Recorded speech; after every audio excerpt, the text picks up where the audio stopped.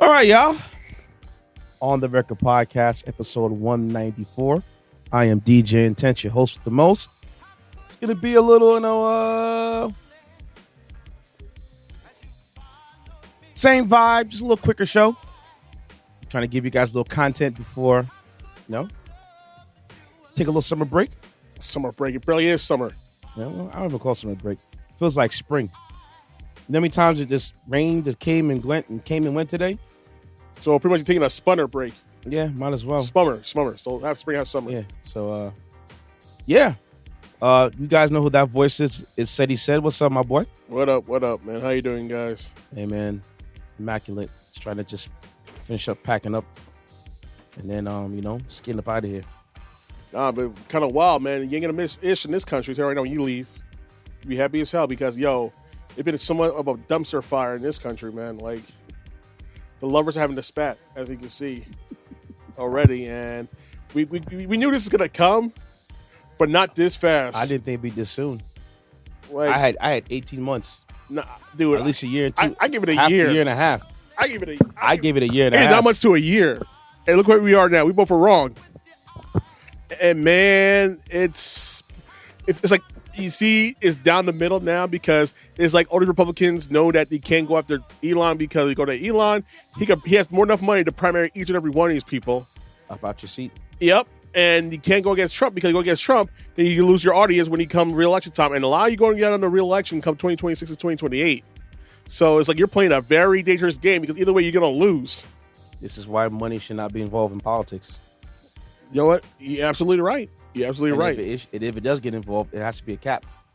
Unfortunately, there is no cap because thanks to the Supreme Court, organizations are seen as people. So that was a ruling from I forgot the ruling was. It was a Supreme Court ruling that made businesses as entities as people. And just because of that, that's happened since the 70s.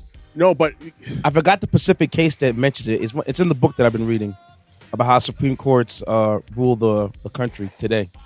And how it ruined America. Well, not really ruined. I just ruined homie. I'd say if you just think about the inception of this country and throughout time, you start to see ebbs and flow. How then when the nation first started, they wanted the federal government to be more hands off. They let things up to the states. But then you had the Civil Rights Act going on, and that just messed up everything up. But the problem with that situation, we living up to the states, is depending on what type of state government you have, it could really make your life miserable. Exactly. And that's why we had in the 60s the Civil Rights, Act and those things in the 60s. And Immigration Act as well. Yeah. Because of, and also too, I believe it was in the when the Spanish-American War. Yeah. How Philippines, Guam, Puerto Rico, America had to figure out what were they. Yeah. So that's what they made those laws of, people overseas, people in territories, getting the same rights as people who were in or were not in the, Problem is, some of those territories cannot vote. Still, to this day, yeah. And which is BS, but you know why they cannot vote? Because there are places of color. Yep. Let's give it 100. Listen, D.C. still is not considered a state. Well, it is a commonwealth. I get that, but the citizens... It's on federal land, so... But the citizens should be able to vote and have a representative. They do. But they have their vote doesn't count towards the election of a president. That's the problem. You sure about that? Positive. Look it up. It's just disgusting, man. Like, honestly, like this whole rigmarole that's happening right now between Elon and Trump, honestly, there's no good guys here. They're both douchebags of the highest order. And honestly, I just like to see them fight. I'm like the guy, Ken Watanabe from Godzilla, the first one with Bryan Cranston. Let them fight. Let them fight. That's me. And man, it was hilarious. It's what the hell did I do with my tablet? Dude, and then Kanye and his punk ass, like, no! Like Stephen from Django Unchained. Oh, he's over there crying. No! Please don't fight, guys. Don't fight! We love you guys both are better so than that. much. Kanye, you will sit your ass down. I'm trying to hard not to curse because the man's going on vacation. I don't get any more work than he has to. I'm trying to figure out how to do my damn tablet. Wait, didn't you put it right here? That's not my tablet. That's your computer. My bad. That's my monitor. Oh. I brought it in with me. Hold on, let me see if I put it. One second, guys. No, but Keep talking. It's freaking comical. Like, yo, Kanye doing his best Stephen from Django Unchained impersonation. Like, no, please, guys, stop fighting. We love you both so much. It is comical as a mug right now. Like this, yo, Kanye. Listen, you put all this energy into stopping two grown ass men from fighting each other to the death. Meanwhile, you couldn't even save yourself from making a good album because your album went double wood, barely went plastic. Bruh. Yeah, album went him, and Lil Wayne's the Carter 6. Dude, that's pure basura water, man. That was his worst album ever. How dare you name that the Carter 6 or 7? What it's called? 6. Carter 6, man. That ish was trashed, homie. You are washed. Pack it in. All the time you can come out to play is for features and for guest appearances. That's it. You are washed, my dude. Pack it in. I don't want to say washed, more or less, maybe out of tune. This is why, kids, you don't do drugs. But you don't see Jay-Z do drugs, and he's still in his top-tier game. You don't see Nas do drugs. Well, actually, he does weed from time to time, but that's besides the point. That's not drugs. Well, weed's not a drug, so I don't care. Yeah, weed's not a drug, so let's call that weed's not a drug. It might as well alcohol be drugs, too. Good point. Touche, sir. Weed is not a drug. Weed is a plant. Put on the earth for me and you to enjoy. There you go. Don't let them. Have been stepped on, have been chemically changed. It's just a plant. Don't let them fool you. Weed's not a drug. Yeah. So you don't see Nas lose his game. Listen, Tyler the Creator, Schoolboy Q, all we heads. Y'all see them lose their touch, do they? No. Nope. But you take that lean, and well, let's just say this much: your brain may resemble Swiss cheese if you keep abusing that syrup, man. I'll leave it at that. I'm sorry to put this out there. My rest in peace to these two guys, but DJ Screw and Pimp C. Oh yeah, they and are prime examples of that. A whole bunch of others, many others, and people that do that abuse the crap out of lean, and they pay the price for doing so. Yeah, listen, I get it. You know, Sprite with Jolly Rancher and Scissor is some awesome stuff. Listen, I may dabble in a little bit when I was in college. I took one cup. Funny thing, true story. I was at a house party, and my homeboys brought over, some jungle juice. Yeah, cool. And I'm drinking it. I'm like, this is pretty good. Now, mind you, I've been mixing all day. Yeah. The next day I'm at work, I'm like, bro, why do I feel like this, man? Because the concoction has some stuff that makes my man told me drowsy as hell. It was lean. I was like, are you tripping? Why you didn't tell me that? That's what it was. Dude, you think lean, you don't do nothing for the rest of the day except for I was working. Eat, and that's it. No, I was at my job. Dude, how can you function with lean? I don't know. I just was like normal. But I felt the wave of like, ooh, like you're slowing down, right? Ooh, oh my God. Yeah. I'm like, yo, this is too much. Like a roller coaster. So what the hell you gave me, bro? Oh, we just little lean? Like little? Little.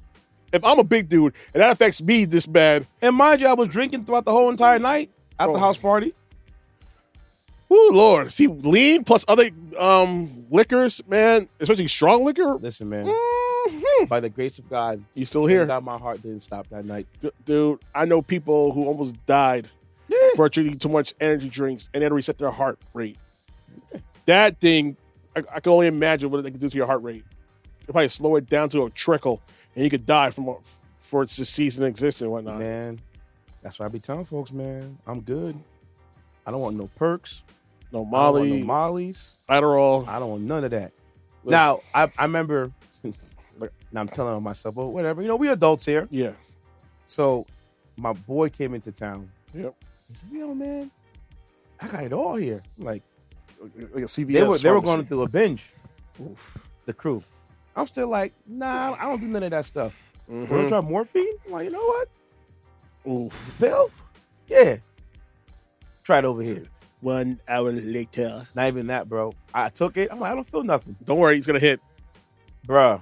And when it hits, it hits. I took it. It had to be around 4 o'clock, 5 o'clock in the afternoon. I took the pill. I'm literally driving across the bridge, going on a date. And as I'm driving, and as soon as I hit the Tappan Zee Bridge, I'm like, Oh. Yeah, it hits, doesn't it? Yeah, it sure did. And it literally, I just felt calm and just Mellow as a mug. mellow. It would come and go like, I'm like, ooh, this thing is addictive. I can see why. Yeah, you see why you see those bum ass dudes on the street looking for their next fix. Yeah. Man. That's why. And then I'm like, oh, okay, damn. And then again, oh man, waves, homie. Man, dog, woo, set, boy. I know, Boy, oh boy. And then the next time I popped a pill was years later, and I'm like, my back, I had a back injury. Yeah. So how I had this, thank God for my partner Wayne. For the past couple years, I corrected my back injury. So I don't have any more back pain. I used to have it bad. So I was working out with a guy, and we were doing back that day. And he's like, yo, you could do back rows. I'm like, cool. This dude made me do the whole stack. Now I did it. He's like, nah, you did it wrong. So what's up? He's like, keep your back straight and don't bend over. And I pulled something. I had a back issue for almost like 8 years, bro. Ooh. And it would be one of those issues where it was come and go. It never got. I'm like, I don't know what happened. I tried it all. And then as soon as I started working out, and then, sorry, I'm fast forwarding. As soon as I started working out with Wayne, things got better. My back issues, I don't have no more. I mean, to see him, then I need some help too, man. I have no more issues. Because it's almost like the Bill Belichickian approach to rehab, to work out the muscle, to strengthen the muscle, and that strengthens everything else. So that's the kind of workout, approach he did. He's like, fix my lower back. Yeah. So now when I do back days, I love doing back days. Because people don't understand. Your back is the whole entire workout. Because if you don't have the right posture or something the right way, it ruins everything. Yeah. So mind you, I had this back issue. One day it was really, really bad. And I'm going out with my ex and her friends and my friends. We're all going out. So my homeboy goes, yo, man, you been having back issues? Like, yo, my back's been killing me, bro. He's like, yo, I got a pill for you. I'm like, you know what? Give me the pill. Because Ceddy, I couldn't stand up. It would tighten, squeeze. It was bad. Boy, I took that pill. Shoot. Better than ever, huh? I felt like I had a new back. A brand new back. I felt nothing. I said, man, this feels great. So every time I used to have back pain, do a little weed, a little edible, all my pain went away. But then I started fixing the root problem. Now I'm good. But now I'm still having a little elbow tinnitus, but that's just from the forearm. So get everything in order, man. So, yeah, man, just, stay away from pills, y'all. Yeah, ain't worth it. Ain't worth it, man. It's not worth it at all. Pull up. I got going on today, play it, boy. Right, so. Oh, so one of my open discussion stories. Go ahead. I'm gonna put it in here. Got a whole bunch. First and foremost, it is Men's Mental Health Awareness Month. And I want to say, fellas, it is okay to go get therapy, to seek help. You're not a punk. You're not a wuss. You're not a sissy. You're not the F word. You're not gay. No, you're none of that. It's hard being a man, especially in this society. American society especially. Because we're supposed to be alphas. Alpha all day, alpha on everything. And you know what? So make a certain amount of money, supposed to be in a certain amount of house, a certain type of car. And if any girl sees you not doing any of the things that society wants you to do, you see as a failure. Yeah, and you're not. You're not. We're not. That's a myth. And, of men don't cry. No. Men do cry. Men do cry. Men do cry. Real talk, man. You want to sit over there? Yeah, I want to sit on my back to the back of the chair. Okay. Because I'm going to say this point blank, as a man who went to get therapy, it's a great thing, man. It's probably the best thing I did in my life. Yeah.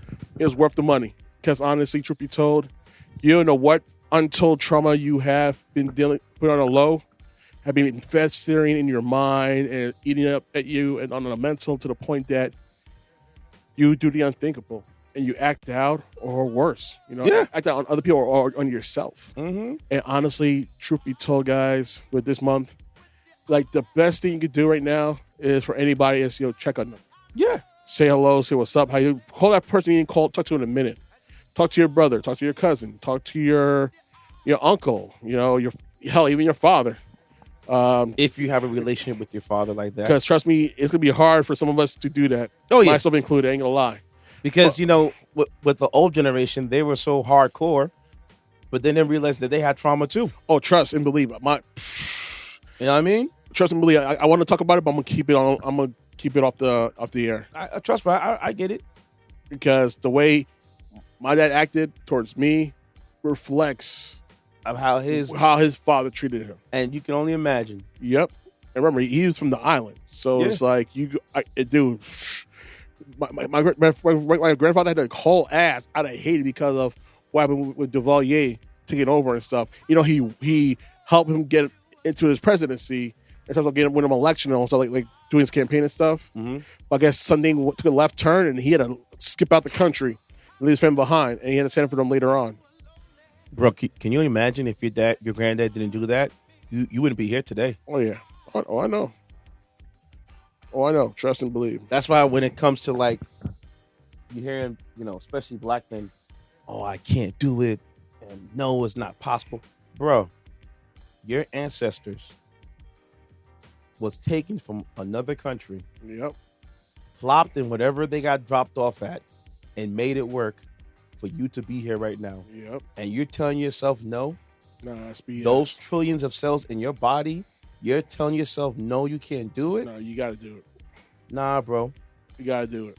Listen, no way. Your ancestors, your family will not look at you in the right light if you decide to quit yourself for the littlest things. Because, for example, shout out John Hope Bryant, one of the GOATs in this society today. He talks about why did the Europeans take the Africans from Africa and planted up in the islands and down south? Because they saw the Africans' agriculture out of nothing and made it happen. Mm-hmm. So when they brought them here, they applied the same formulas they learned in Africa here, and now you have cotton, you have all of these agricultural things going on that they weren't successful doing. So your lineage got across the sea, and you're here now, and you're giving up? Nah, man, don't work like that, bro. Don't play like that. Don't do that. Don't do that. Like, guys, like I said, especially black men. Because listen, truth be told, black men, find yourself a black psychiatrist or counselor or therapist. Trust me, they will do wonders. They're more could relate a lot more to your trauma than you could think, than any other psychiatrist or therapist or counselor. Trust me, I know they're hard to find, but trust me when I say this, search for them, find them, and trust me, it'll be the best thing you ever do. I went across the bridge for a black therapist. Yeah. It helped me a lot. And people don't understand that your insurance covers it. Yep. So if you're on your job insurance, if you're on state-funded insurance, mental health is covered. Yeah. Now. You may have to pay a copay, but it's whatever. Worth it. It's worth it. Because the one thing I say about therapy and counselors, stuff like that, they help you guide yourself to the answer. You know what I mean? So when you're there speaking to them, you're listening, but you're basically revealing the answer yourself. And then when it clicks, you're like, damn. And please, I know with our culture, minorities, you want to go to your pastor, you want to go to your mama, your dad, your bestie. That's cool, but they're not professionals. Okay? Go get real therapy. Go get real therapy.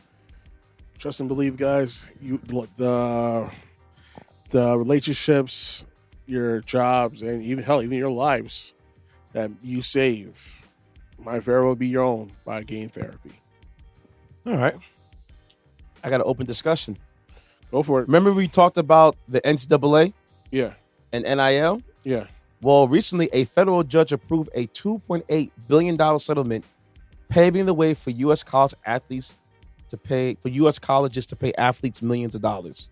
So basically, a federal judge signed off the biggest change in college sports history, clearing the way for schools to begin paying their athletes millions as soon as next month, as a multi-billion-dollar industry sheds the latest vestige on the amateur model that defined more than a century. As you know, 5 years ago, Arizona State swimmer Grant House sued the NCAA and its 5 big conferences to lift the revenue restriction. The sweeping terms for the settlement for the schools to share up to $20.5 million with athletes over the next years and $2.7 billion that will be paid over the next decade to thousands of former players who are barred for revenue for years. So apparently what it is with this one right here, it actually goes back to 2016 and now of college athletes who are supposed to get the part of the settlement. Dude, you kids are making that money, man. Yeah.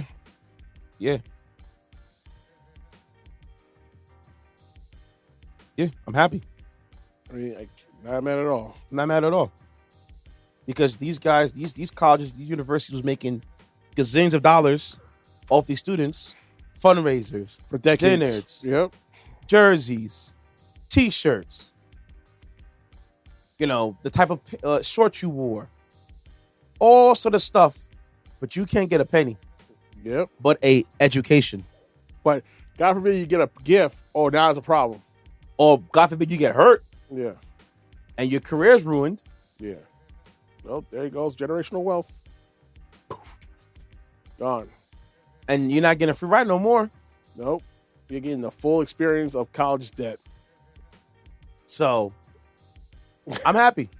Like these people deserve to get paid. Now the question is, when they transfer over to the professional level, will they get the same bum deal as Shedeur Sanders did during the draft? Depends where you get picked. Because remember, they tried to humble his ass because he was making so much money before the NFL. They try to humble him because of his daddy. For being a good student, being a good No. son. If you remember when Prime was going to the pros, Mm-hmm.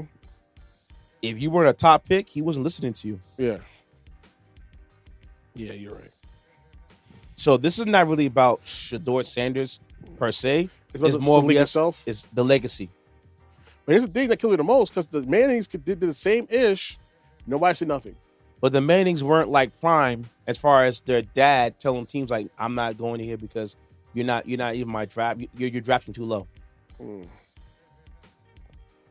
You know what I'm I saying? get that, yeah. So it's a lineage thing with Prime and his son, not Shedeur per se. And you know the Giants are, oh, he can't. Giants, shut up. Yeah, Okay. forever. Shut up forever. Be quiet. You picked Russell Wilson.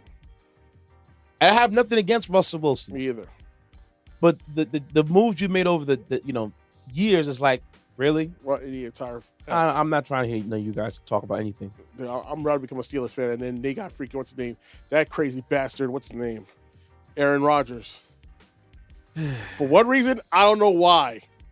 Dude is older Because- than me and is fragile like a Fabergé egg. Because Because he's on his, I know, Brad Ruffles, his Brad Favre clips of a career. He's on a Brad Favre last tour. If you take a look at their quarterbacks they have there, Mm-hmm. he's the most competent one out of all of them. I can see that. I can see that. Now, will it translate to a Super Bowl? Mm-hmm. We don't know. It's anybody's ball game. But Mike T can coach, Mm-hmm. and he does coach people up. And sometimes your success is your greatest, your strength can be your greatest weakness. Because remember, he never had a losing season before, You're right. Mike Tomlin, ever. You're right. So you constantly trying to kick the can down the road where if I was I would have gotten Sanders. Sit him on the bench for a year. You got Rodgers there. You got Sanders. Rodgers the exit plan. Because what are they going to do next year? Because if you want those top tier quarterbacks, you can't get them at the mid level in your position. It's not happening. Funny thing too. Another quick story. So apparently, I saw a clip online.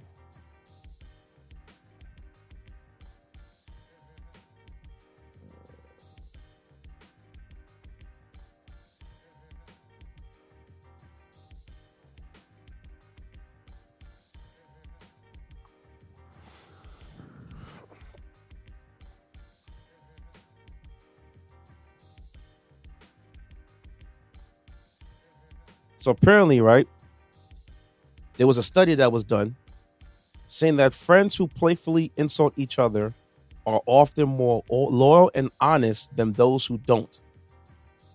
They said that in the study, at least 300% increase in honesty and loyalty.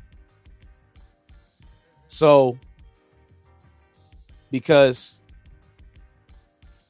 people like that want to see people do well, that's why the harsher you are with your friend, the more open and honest you're going to be with your friend. Exactly. I agree. And at the same time, you're going to be loyal, you're going to hold them down. Yeah. Vice versa. Of course. So I saw that one. I said, that's pretty interesting. What your thoughts about that? You know what it is? I want like in real talk with my people I consider my friends and family, whatever. I want you to be as blunt as humanly possible with me. If I'm effing up, I'm effing up. I want you to call me out on it. If I'm out of pocket, I want you to call me out on it. Because honestly, I want you to realize that I'm gonna do the same thing. I'm gonna hold you accountable for your nonsense as well. I'm gonna not hold myself. You know what I mean? Like, I want you to hold me accountable for my nonsense as I'm gonna hold you accountable for your nonsense. Yeah, because we are a reflection. The people we are surrounding ourselves with are a reflection of who you are as a person. Exactly. I believe that. And honestly, if you're out of pocket, then your people's out of pocket. Mm-hmm. But if y'all on the same mindset of I want to, do better in life, I'm gonna get better. I'm gonna do what I gotta do. No BS. Be on that path type of mentality. Then that's the people you need to be around yourself with. Y'all gotta be on the same set. If you're not on the same set, you can be left behind. Exactly. I feel this. That right there was 100% right. Of open discussion, open dialogue. Because, like you said, if you my mans and you effing up, I'm just sitting here just watching you, bro. I'm not your mans. Yeah, I'm gonna pull you to the side and talk to you. I'm not gonna embarrass you. I'm not gonna yell at you. I'm gonna pull you to the side and tell you, listen, man, it's tighten up. And then if you don't listen, all right, cool. Then I'm gonna embarrass you. No. If you don't listen, like, cool. I'll embarrass you. After that, I'm not talking about it no more. Yeah. And when something bad happens, I'm gonna give you the business. Mm-hmm. Like I told you this already, but you chose option B. I can't help you. Like, yeah, own that L. You gotta own it. And you can be mad at me all you want to. It's okay. It's not me who did it, it's you. Exactly. And sometimes too, it sounds crazy. Sometimes you gotta cut people off that don't listen. Sometimes you have to do that. You have no choice. Like, you want to act the way you want to act, so be it, but you're not going to embarrass me as well. It's not more of embarrassing me, is that I don't want that energy around me. Yeah. Because what happens, I one of my favorite authors is a guy named Bob Proctor, and he talks about energy. And he talks about how thought is energy and, speaking is energy. So when you have that kind of person around you, everyone knows that sometimes your life just starts getting miserable like theirs. Yeah. Because the message they're constantly radiating towards you, it starts affecting you. Of course. So sometimes you got to be like, nah, I'm cutting this short. That, yeah. I'll see you later. Exactly. And you'll be like, what's wrong? Nah, nothing wrong. I just can't mess with you right now. I just need space for myself. Yeah. Plain and simple.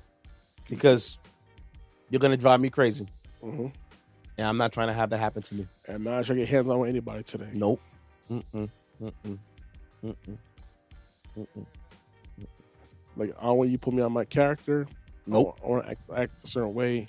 And you bring the ugly side of me. I don't like that at all. Because too many times you see that happen with people. They bring the other side out of you and you're like, damn, cuz. You're like that? Like, it's ridiculous. Um, I actually have a story. One of the story I want to talk about because honestly, it pissed Go me ahead. off. But it's from our wrestling heads and stuff. I think you know where I'm going with this, but I'm not sure if you do. But I'm gonna say it either way. First and foremost, F the WWE, F Paul Levesque, and I'm not gonna call Triple H. I'm calling Paul Levesque. F TKO. Y'all been on a trash run for the longest with the UFC, and now WWE now is trash. okay, I know where you're going. And honestly, I know the man's up there in age, but a Duke still can do at least another 8 years of wrestling. He could. And honestly, he's for his age, being in that tip-top shape the way he is, he puts people half his age to shame. Yeah, But I think y'all know where I'm going with this. Mr. R-Truth. And honestly, I'm gonna have a full discussion about wrestling, black wrestlers in wrestling. Oh, it's long overdue. And I'm gonna speak on it as a man who watched wrestling since I was wearing diapers. I was watching what was like NWA, WCW wrestling on WTBS, Channel 17 in Rockland County. If you know who you are, you know who you are. That's how I was raised on. I remember back in the day, WPIX, Channel 11, you showed WCW wrestling Saturday mornings at 9 a.m. This is before we had the Kids WB. That's how old I am. Talk it. And I've been watching wrestling ever since the days I was able to see the Haitian Kid, Junkyard Dog. Junkyard Dog never got his just due. And because of Hogan. I'm going to say it point blank. Hogan, racism, and McMahon not pushing wrestlers of color like his father did back in the day. And I get the method is mandatory for McMahon. He'll force the wrestler down to people's throat. Until they get sick of you. And then they're going to accept you or they're not. Yeah. And that's just what it is. And it worked most of the time, and sometimes it does not work out. But then some wrestlers who earn their cachet from other organizations should get that push in WWE based off their own merit of being able to put asses to seats in other organizations that are just as big or bigger than your organization. Never got that shine. Example, Shinsuke Nakamura. His contract expired, right? I think it's about to expire soon. He should have had that title at SummerSlam, or was it WrestleMania in MetLife? I think it was wrestling. I think it was WrestleMania. I think it was WrestleMania at MetLife. Yeah, and then he turned heel after that, right? Yeah, they got an Intercontinental title. Like, dude, that man practically saved New Japan Pro Wrestling.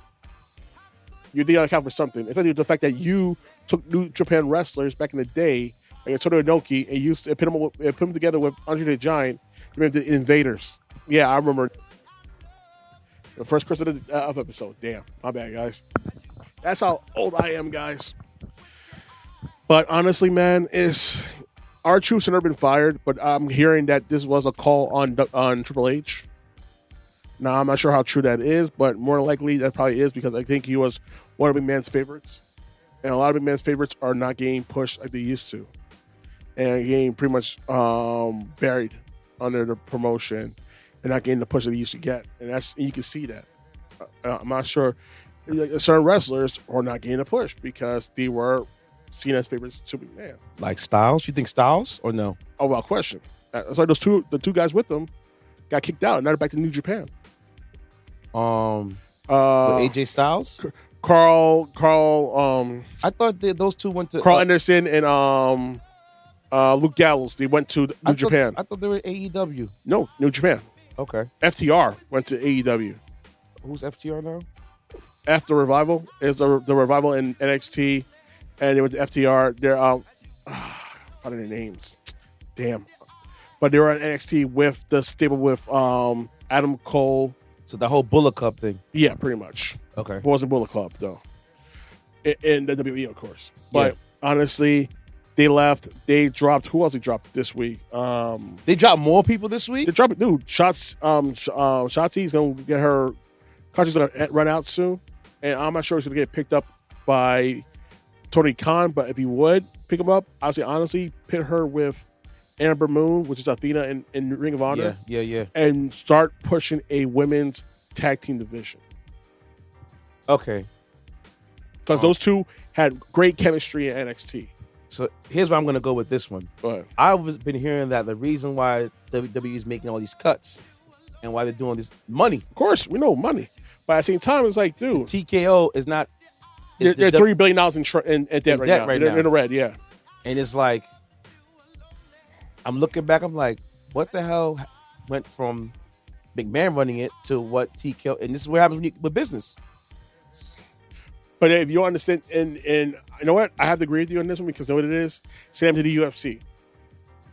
Same exact thing. If you don't understand the business, you have two people that knows the business, but if you don't utilize them to the fullest ability and just have a whole bunch of outsiders running ish more than the actual who live and breathe this ish, it's not going to work out. Like, yes, Triple H is running things to a degree, sitting Dana White, but at the end of the day, it's Nick Khan, Ari Emanuel, and those guys at TKO who dictate what goes on and whatnot. These are the same guys who put in advertisements in the ring more often than not, and a ridiculous. And you're seeing it right now. Yeah, like it's heavy, bro. Heavy. Like, I don't treat that that BS drink, prime water, the prime sugar water. That's what it is, sugar water, man. That's like, yo, the kids need a whole Costco-sized bottle of Ritalin just to calm down from their sugar rush, man. Like, that's how bad it is. That's sugar. It has it. The FDA launched an investigation into how much sugar content is in that damn. I think it's the energy drink or is the actual drink itself. I'm not sure which one, but the FDA did launch an investigation. I don't because how much sugar is in prime water? Dude, I thought vitamin water was bad, but vitamin water got ish on prime. Prime hydration contains 2 grams of sugar per 16 So ounce it's an energy drink then. So it's an energy drink. Look up the energy drink. The energy one? Yeah, look at the intro. I think it was an investigation for the energy drink, or I think it's the energy drink. I think it was under investigation, but it was bad. It was really bad. I look it up. Yeah, it was Prime Energy Drink. Logan Paul's Prime Energy Drink. It was under investigation by the FDA, It right? was in 2023. Yep. How much sugar was in that thing? It advertises 0 sugar and vegan. Which is BS. But the amounts of caffeine is actually higher. Yep. Pretty much, it was worse than freaking Jolt Cola. And those of us our age know what Jolt Cola was. All the sugar There's 200 and twice the milligrams per caffeine. 12 ounce, equivalent to half a dozen can of Cokes. Pretty And much. nearly 2 Red Bulls. Yep. In other words, your heart will be racing faster than a Lamborghini at the GT tournament. And this is what people don't understand. Just because it says no sugar doesn't mean that the sugar, that the sweetener in it is not the same effect. Yeah. You know what I'm saying? And puts a caffeine on top of that. Oh, your heart will be racing like a NASCAR. So you sitting there, you gargling. You had to reset your heart. And you're like, what's rhythm. going on? I'm good. That's why you don't drink that stuff, kids. No, you don't drink it. Kids, kids not supposed to drink chocolate. I mean, coffee at all. Or energy drinks in general. No. But let alone they're being packaged to those Feastables that Mr. Beast's godforsaken bastardization of Lunchables, which is just as bad as those things are. You got that. You got the streamers pushing the product. Yeah. And because kids are impressionable, they want to buy it. Of course. And once you see people like Logan Paul in the wrestling ring, they see Kaisen at I Show Speed. All of them are pretty much on WWE. It's like they push more for less celebrity. They do for actual wrestlers, which is kind of getting ridiculous at this point. I find it amazing that it comes full circle. Because in the 90s, WWE was trying to push celebrities. And they did with Mike Tyson and did with a few. And then it went to the wrestlers. And then it kind of they had, died down. Yeah, Lawrence Taylor. You had Evander Holyfield. Yeah. Floyd Mayweather. Roy Jones Jr., I think. Jerry Rice was in the match as well, I think. Yeah. Oh, was it Jerry Rice or was it Ken Norton? It's one of those two. I know it was Ken Norton. I know it was a 49er was having a wrestling match. I think it was Ken Norton. Yeah. I know Lawrence Taylor faced Bam Bam Bigelow. Yes. I know that for a fact. That was at SummerSlam, right? No, I think it was WrestleMania. I think it was WrestleMania. And I think he had Jerry, I think it's Ken. WrestleMania 95. Called it. And who was the other football player that wrestled in WWE? That'd be Ken Norton or Jerry Rice. One of those two. That'd be one of those two. I know it was a 49er. Ken Norton was a 49er, right? Was it Ken Norton? I think it was Ken Norton. I'm not sure. Let me look it up right now. No, let's see. Ken Norton.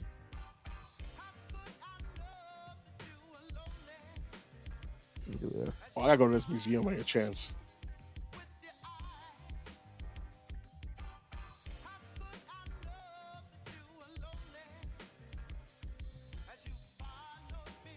But honestly, guys, it's just it's getting bad, and honestly, I see a disconnect in how they are pushing their black wrestlers.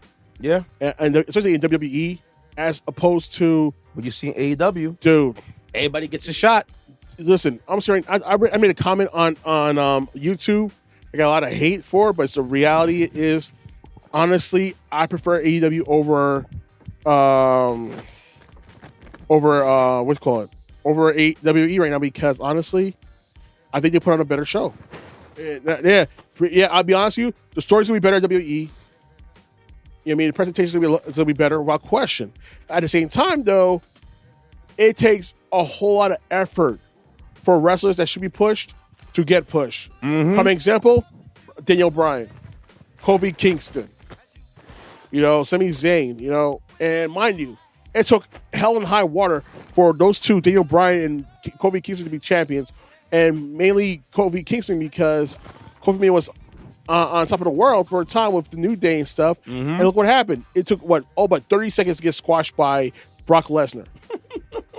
Like, that's tell you how very little they think of their black wrestlers, and add to the fact they were shucking and jiving, some tap dancing ish, and it's like, it's disgusting. Heck, man. when Bianca Belair was champion, dude, look how fast she lost to Becky Lynch. She got buried on the Triple H right now. Yeah, buried.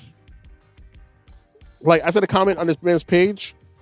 We had multiple black champions in AEW ever since Nyla Rose became the first trans and black AEW women's champion. Mm-hmm. Nyla Rose. She beat, I think, Riho, and became the first black trans women's champion ever. So she's a man that's a woman now. She transitioned, yes, trans woman. She's the first black trans woman to win a wrestling title like that, let alone be a champion of an organization, of a whole, this is a big ass deal.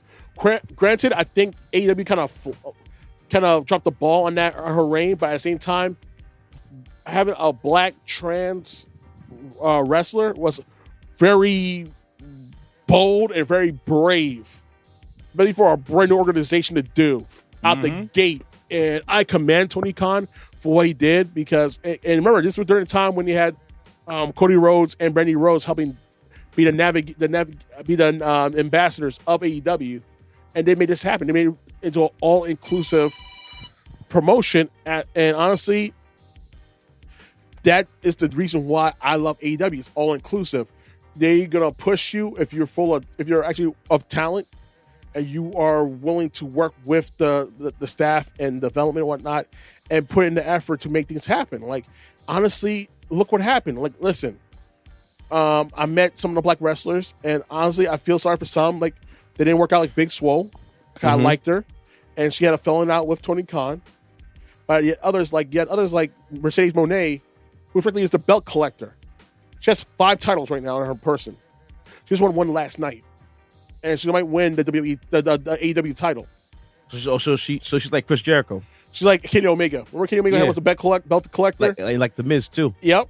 But from other organizations. Okay, yeah. Because remember, there was a time when Kenny Omega had 4 belts. Yeah. From Rev Pro, New Japan, and TNA at one time.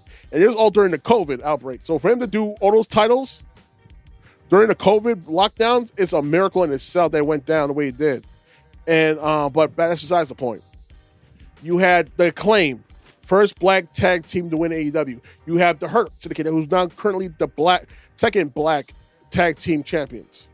You have Swerve Strickland, who was written off in WWE, only become the champion in AEW. And dude, this guy was putting work since he was Killshot and Lucha Underground. Those who know. We're not talking about Killshot. That dude was doing Texas-style death matches and winning them, unlike John Moxley. So that's why he's so extreme. Dude, if you see the matches he did in Lucha Underground, you will say, oh. Not even close. Those matches he was doing for AEW.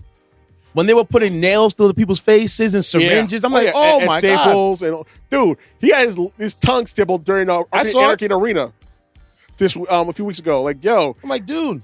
but you know what it is though? Him and Moxley I see them almost on the same level of extremity in terms of extreme matches and stuff. They're sick. But you know what it is? They love wrestling that much to want to put their bodies on the line. Just be careful, because I don't want them to become like Mick Foley. Or be like Abdullah the Butcher, who has hepatitis and stuff, and got somebody caught with that disease as well. Thankfully, he got better.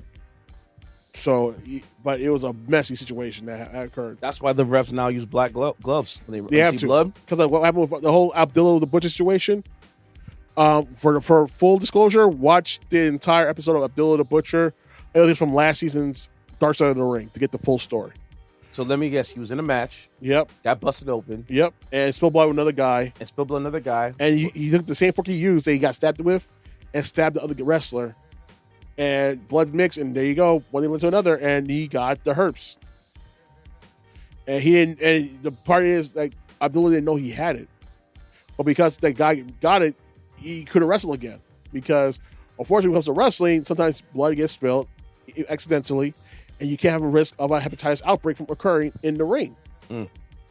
And he took him to court, and I guess Abdullah doesn't have the money to pay for damages, and he just, he decided to just waive the whole thing off against the wrestler who was suing him. And he's a black wrestler as well, Abdullah the Butcher. But a lot of black wrestlers are thriving in AEW. Like I said before, there's a quote coming at me on this guy's page. We had multiple black champions in AEW ever since Nyla Rose became the first trans and black AEW Women's Champion. You had the Acclaim and the Hurt Syndicate winning the Tag Team Championship. Jade Cargill and Mercedes Moné, the TBS Championship. Athena is the Ring of Honor Women's Championship. And Swerve Strickland was as the AEW Champion. AEW is the most progressive promotion in the wrestling world. You can call Tony anything you want, but you can't call Tony racist. And they're doing it. And they're killing it because of that progressive way of promoting their wrestlers. And they give wrestlers the ability to live out the way to wrestle on their own terms, in words of, we'll work with you, what you want to do. And you'll find a common ground, see what they want to do and what they want to do. And usually 9 out of 10, it works. For one exception, with CM Punk, we don't talk about that punk ass anymore. But other than that, it works. Like, this whole new wrestling is awesome because it's like, and that's why I like AEW, because it's progressive. Yeah. People who look like you and me are champions. And you see just how they operate. It's better. They actually give a damn about the wrestlers. And it's funny because when you look at the PLEs from WWE, dude, they do it more and more every month. They're like, and they're terrible. And then you can't match with. And dude, last time they had the whole 4 PLEs, and WWE was like chilling. Like, okay, we're not doing nothing this weekend. Cool, fine, dude. Swerve Strickland's on DJ Who Kids show on Shady 45 while I was coming here to come to your house. Really? Whose House show? Yeah, Whose House hour. And I feel like with WWE, they're trying to bury AEW. But they're trying. They can't. They really can't. Because we just stole more money and then we should be more successful. Mind you, because they want to be number one so badly. But here's the thing, though. I think Tony Khan backed away from the Twitter fingers and like that. That's probably the best thing he did. Yeah. And honestly, you don't need to be number one. If your product is good, it will stand on its own. Exactly. And that's what AEW is doing right now. And honestly, this guy is not trying to come lately. He is a full-fledged wrestling head. He loves wrestling. He used to come to AEW, ECW Arena in Philadelphia and see those shows. He lives and breathes wrestling. He actually gives a damn about the wrestlers. He's tired of people getting the raw deal, and you're not getting the help that they need towards the end of their career. You see what they do in WWE? Now that The Rock became, dude, people hate The Rock with a passion now. Because he runs things with TKO. And, dude, honestly, I feel like now there's rumors about how McMahon wants to buy back his stake, I guess, in TK. And how? I'm like, dude, their money's longer than Jesus. You don't have that much. You don't have enough money to even come close to buying back your company. Unless, Daddy Trump pulls a move. Yeah, that ain't going to help. Don't have enough money. Unless, seeing how they're losing money right now, hand over fist right now, $3 billion in the hole. If it could be some sort of deal, It could happen. Anything could happen, I guess. But at the end of the day, Paul Effect is effing up. All these black wrestlers are not getting the shaft. And then you have R-Truth got fired. Or let go, I mean. And honestly, I know we had a conversation about this a few weeks ago about how if you're not really interested in being in AEW, don't go to AEW. But I think honestly, R-Truth could really kill it and end his career on a high note if it was at AEW. Because you know what it is? People actually love R-Truth, and you see how he was in TNA wrestling. He was a 2-time champion. He was one of the very few, if not probably the only black NWA heavyweight champion.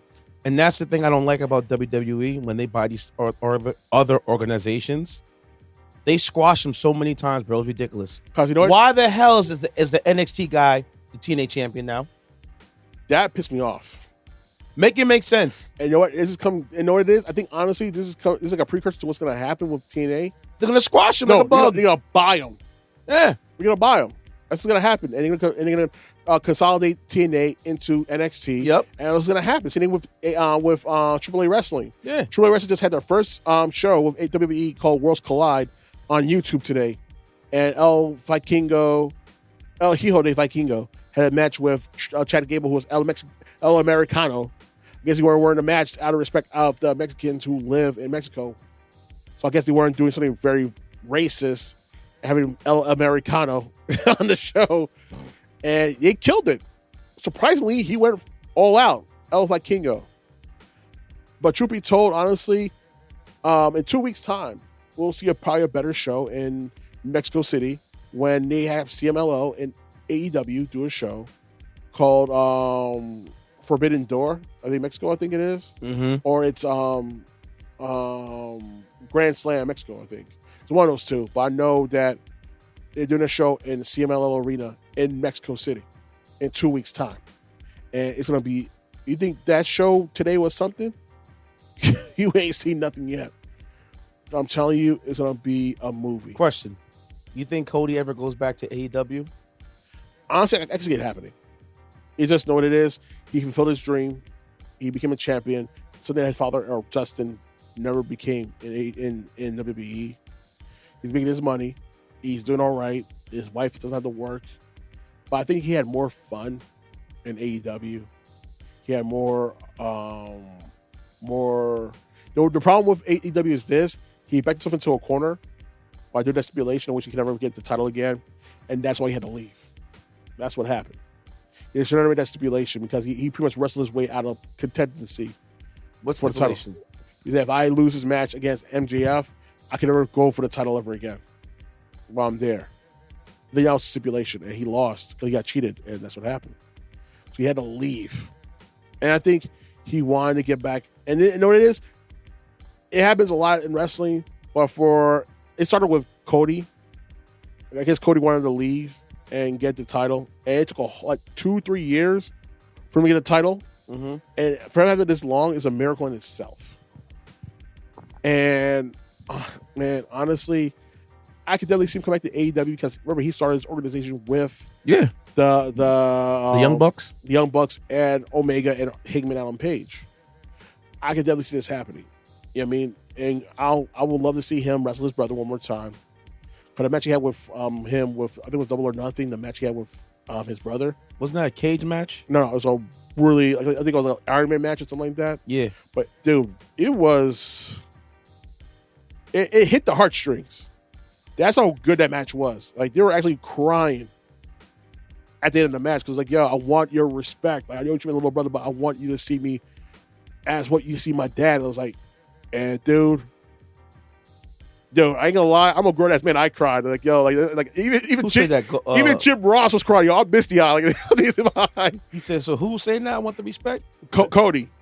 Oh, Cody was telling his brother. Yeah. And they were having a match. They were a banger of a match. And if you can see, guys, I highly recommend watching that match. It was amazing. So they were going at it. Yes. It was such a good match. And it's one of the best matches in AEW history. That's how good it was. And honestly, like I said, the organization as a whole, you have a gay black wrestler who's killing right now. Anthony Bowen's killing it right now. You have Athena. You have Mercedes Moné. I wish to do more with Nyla Rose, but they got to find something to do with her. She's like stuck in limbo, like Abaddon, who's another good wrestler. From the wrestler, they don't know what to do with them. And honestly, the best option to do right now is create a women's tag team division. And I'm telling you, put Abaddon with Nyla Rose. I'm telling you, pop off. And I'm telling you, get Shotzi into the WWE or Cora Jade. And I'm telling you, put them with Amber Moon. There we go. Boom. Lights out. I mean, but honestly, at the end of the day, R-Truth, if this is the end of your career, I say thank you because you made us laugh. You made us break character. You brought fun as the 24/7 champion, the 300+ time winning champion. You made Kane break character. You made so many people break character. You're the final member of the the Judgment Day. And that whole time was freaking hilarious. That kind of forced his way into the Judgment Day. He called Triple H Tommaso Ciampa. I was in tears laughing so hard. Like, the gaps he did, it's just perfectly. Can you imagine him in AEW? Yeah. And he's working with a former WWE wrestler who works there like, hey, man, it's Monday night. We got to wrestle. Like, dude, it's Wednesday. We're not over there anymore. Oh, okay. Where's McMahon at? You can walk to Tony Khan. McMahon, how you doing? What? No, I'm not. I'm not Vince, man. I'm Tony. No, you're McMahon. Anyways, like where am I gonna wrestle tonight? Like, where's John Cena? It's like, bro, that's not John Cena. That's Kenny Omega. Yeah. What are you doing? Like, can you imagine? Just imagine. Like, it's perfection right there. But you know what it is? As much as I want to see that happen, I'd rather see him bring back the old school seriousness of the TNA R-Truth killings. Mm-hmm. I want him to go out on top as he deserved because I thought he was going to win the title against John Cena at Saturday Night Main Event. Yeah, no way. How dumb I was to believe that, right? Yeah, that was going to happen. No way. And honestly, truth be told, he still has a lot of gas in the tank given his condition. He's like, you haven't even seen him being injured? No. At all? Him and Miz are probably the only two wrestlers I can think of that stayed the full course of their wrestling career while seriously being injured. And honestly, I want to see R-Truth get a title before he leaves, before he retires. That'd be nice. And honestly, the best way to do it, honestly, I would see him come to AEW. Can you imagine R-Truth and Swerve Strickland together? Yeah. Dude, it's like, it writes itself. Like, honestly, Tony, I know you want to slow down on the whole getting the former WWE wrestlers into the promotion. And you have to gauge them and see if they actually want to be there and actually make the product better. But for every Chris Jericho, you have CM Punk. I think, honestly, truth be told, I think R-Truth could be a good fit in AEW. Yeah. And I want to see him end his career, like Sting in his career, on top. Yeah. With a title and just call it a day. Quits. All right. So I don't know. I wait way too long in this episode, but I love, dude, R-Truth deserves better. Yeah. So right now, I'm on my WWE sabbatical. I'm not watching no WWE anymore. Again. Outside of NXT, maybe NXT, and that's it. I'm not gonna watch it. No, I'm not gonna watch it. I'm gonna watch AEW because know what? For the next 3 weeks, we're getting 4-hour shows on Wednesday. We have one this week. We have one next week, and the next one in Mexico is in 2 weeks. Okay. So for everybody listening, if you're in America, TBS for the next 3 weeks, 4-hour shows or on Max. Yeah. There you go. Check it out. Okay. So Ceddy said, remember Sesame Street? Of course. So remember how Trump in his infinite wisdom tries to pull the plug on PBS? Thankfully, a federal judge blocked that for the time being. Yeah. And I think they're doing a lawsuit. They're going to sue the Trump administration. He's getting blocked every which way till sundown. But you know what it is? I'm glad Netflix. From the same judges that he put in office. And Bush and Reagan as well. Okay, so apparently what's going on happening right now is Sesame Street is going to move to Netflix, but will also stay on PBS at the same time. As it should. So Netflix just gave Sesame Street a new life before a new streaming deal that offers the children's program to keep going while at the same time it will run on PBS. I'll be honest with you guys. I'm glad this happened. And because I think the deal with HBO Max wasn't renewed because we know why. Yeah. I was going to get into that too. Oh, don't worry. So for those that don't know, that Sesame Street is streamable on HBO Max as well. For the time being. Later this year, Sesame Street will run on Netflix, PBS and PBS Kids app on the same day. No specific premiere dates. No 2 and years past to wait. episodes will be available worldwide.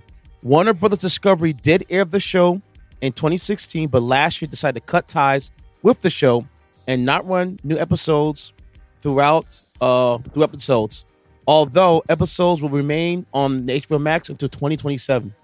Wow. The unique deal will allow Sesame Street creativity to remain the same, but will have a much larger global audience.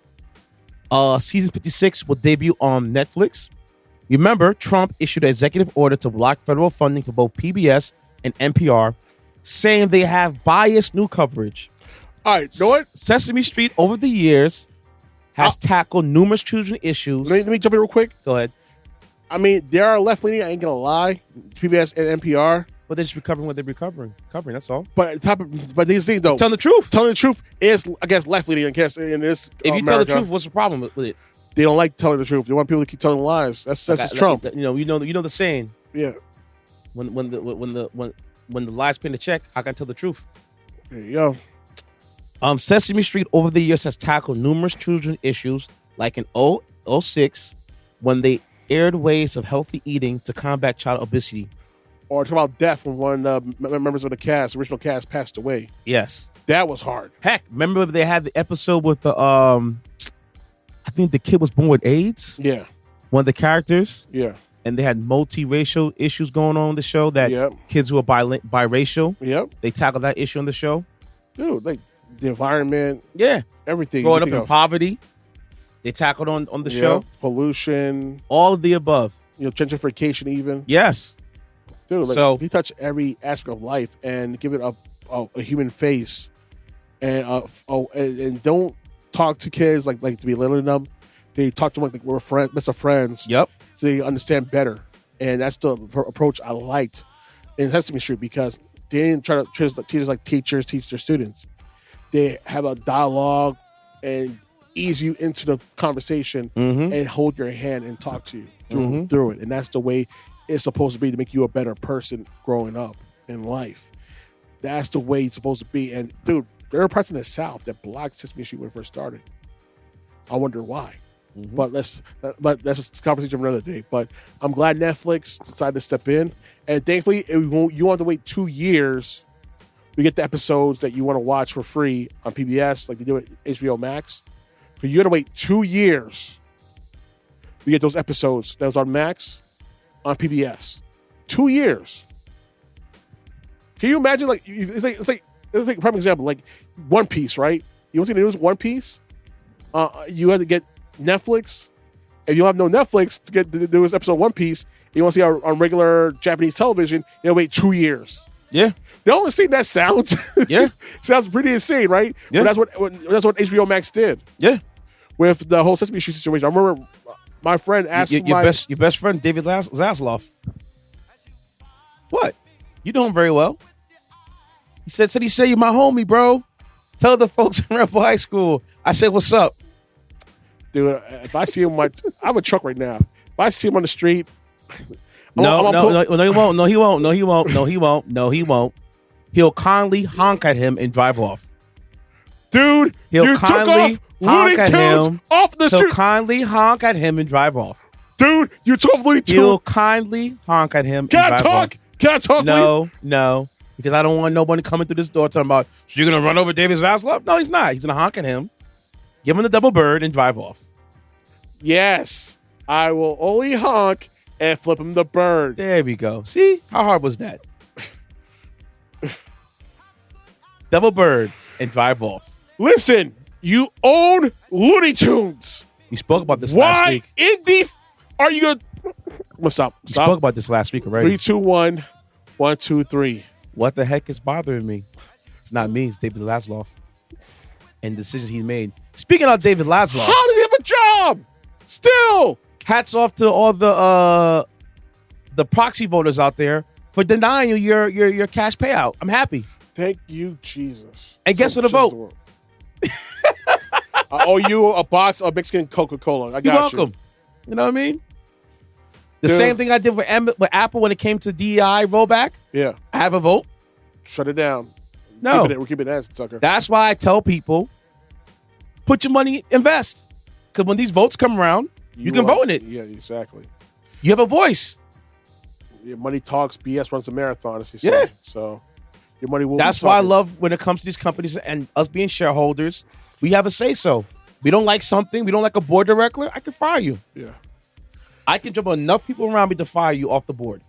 They'll almost say he needs to get fired immediately because. Well, if the vote comes again, please and they want to, yeah, I will. I wouldn't mind doing that. No problem. I will drop $1,000 into order me get stuck right now. If it means. Well, remember, to get a vote, you just need some. It depends on how many companies you are part of. Some you just need one share. Some you need multiple. I'll buy 10 shares right now. Yeah. If it means I can vote his ass out of office. I'm sure you can. Because he needs to go. All you need to do is have a bunch of shareholders talk. You know, get in little internet forums. Mind you, we just saw the last broadcast of Inside the NBA because of this douchebag not renewing the NBA contract. I'm trying real hard not to curse. Yeah. I cursed twice so far. I'm laughing how he pivoted from Sesame Street and Netflix, and then we went to HBO and David Zaslav hate again. I really hate this guy. The audible that we pulled off. Dude, even my high school coach told me flat out, like, yo, this guy couldn't even bother to pay for a football dinner for our school. You are worth $30 million, $40 million. You're a millionaire. How do you think he kept the money? You're trying real hard to get me angry today. I'm trying real hard. Angry. I'm gonna give you work today? I'll give you insight. Work. We're going to give you work today? I'll give you work. I'm giving you insight of how these people think. I'm going to give you work if you keep messing with me right now. I'm not messing with you. I'm just telling you how it is. I'm giving you the insight. You know, with binoculars you see from far away, the telescope, I'm just showing you with the lens. Well, I mean, I'm close to personal, Mug. You messing with me right now. I'm just telling you what it is. I'm giving you the lens. I'll give you these fists, man. You messing with me. I ain't afraid of you. Hey, you got to be afraid of me. You got to get mad at me. I just laugh. Don't laugh. Why are you laughing, man? Stop laughing. It's like the Joker. Oh. With all that strength you have, Batman, and you still can't get what you want. Oh my God! I'm gonna kick this guy's ass right now. You better go on this on a trip with 3 legs, 2 walking on the floor, and 1 up your ass. Keep messing with me, man. Keep messing with me. As long as I get on the boat, is what it is, man. He's a company, right? Come and knock at my door. We'll be waiting for you. He needs to get fired. Truth be told, he needs to go. Listen, let's get enough proxy voters to put it in for the next proxy vote. You know, it can happen. He ruined Discovery and the Learning Channel. You sure about that, or do you make no more profit? I'm gonna kick you right in the nuts, man. Keep messing with me right now. Kick him in the nuts.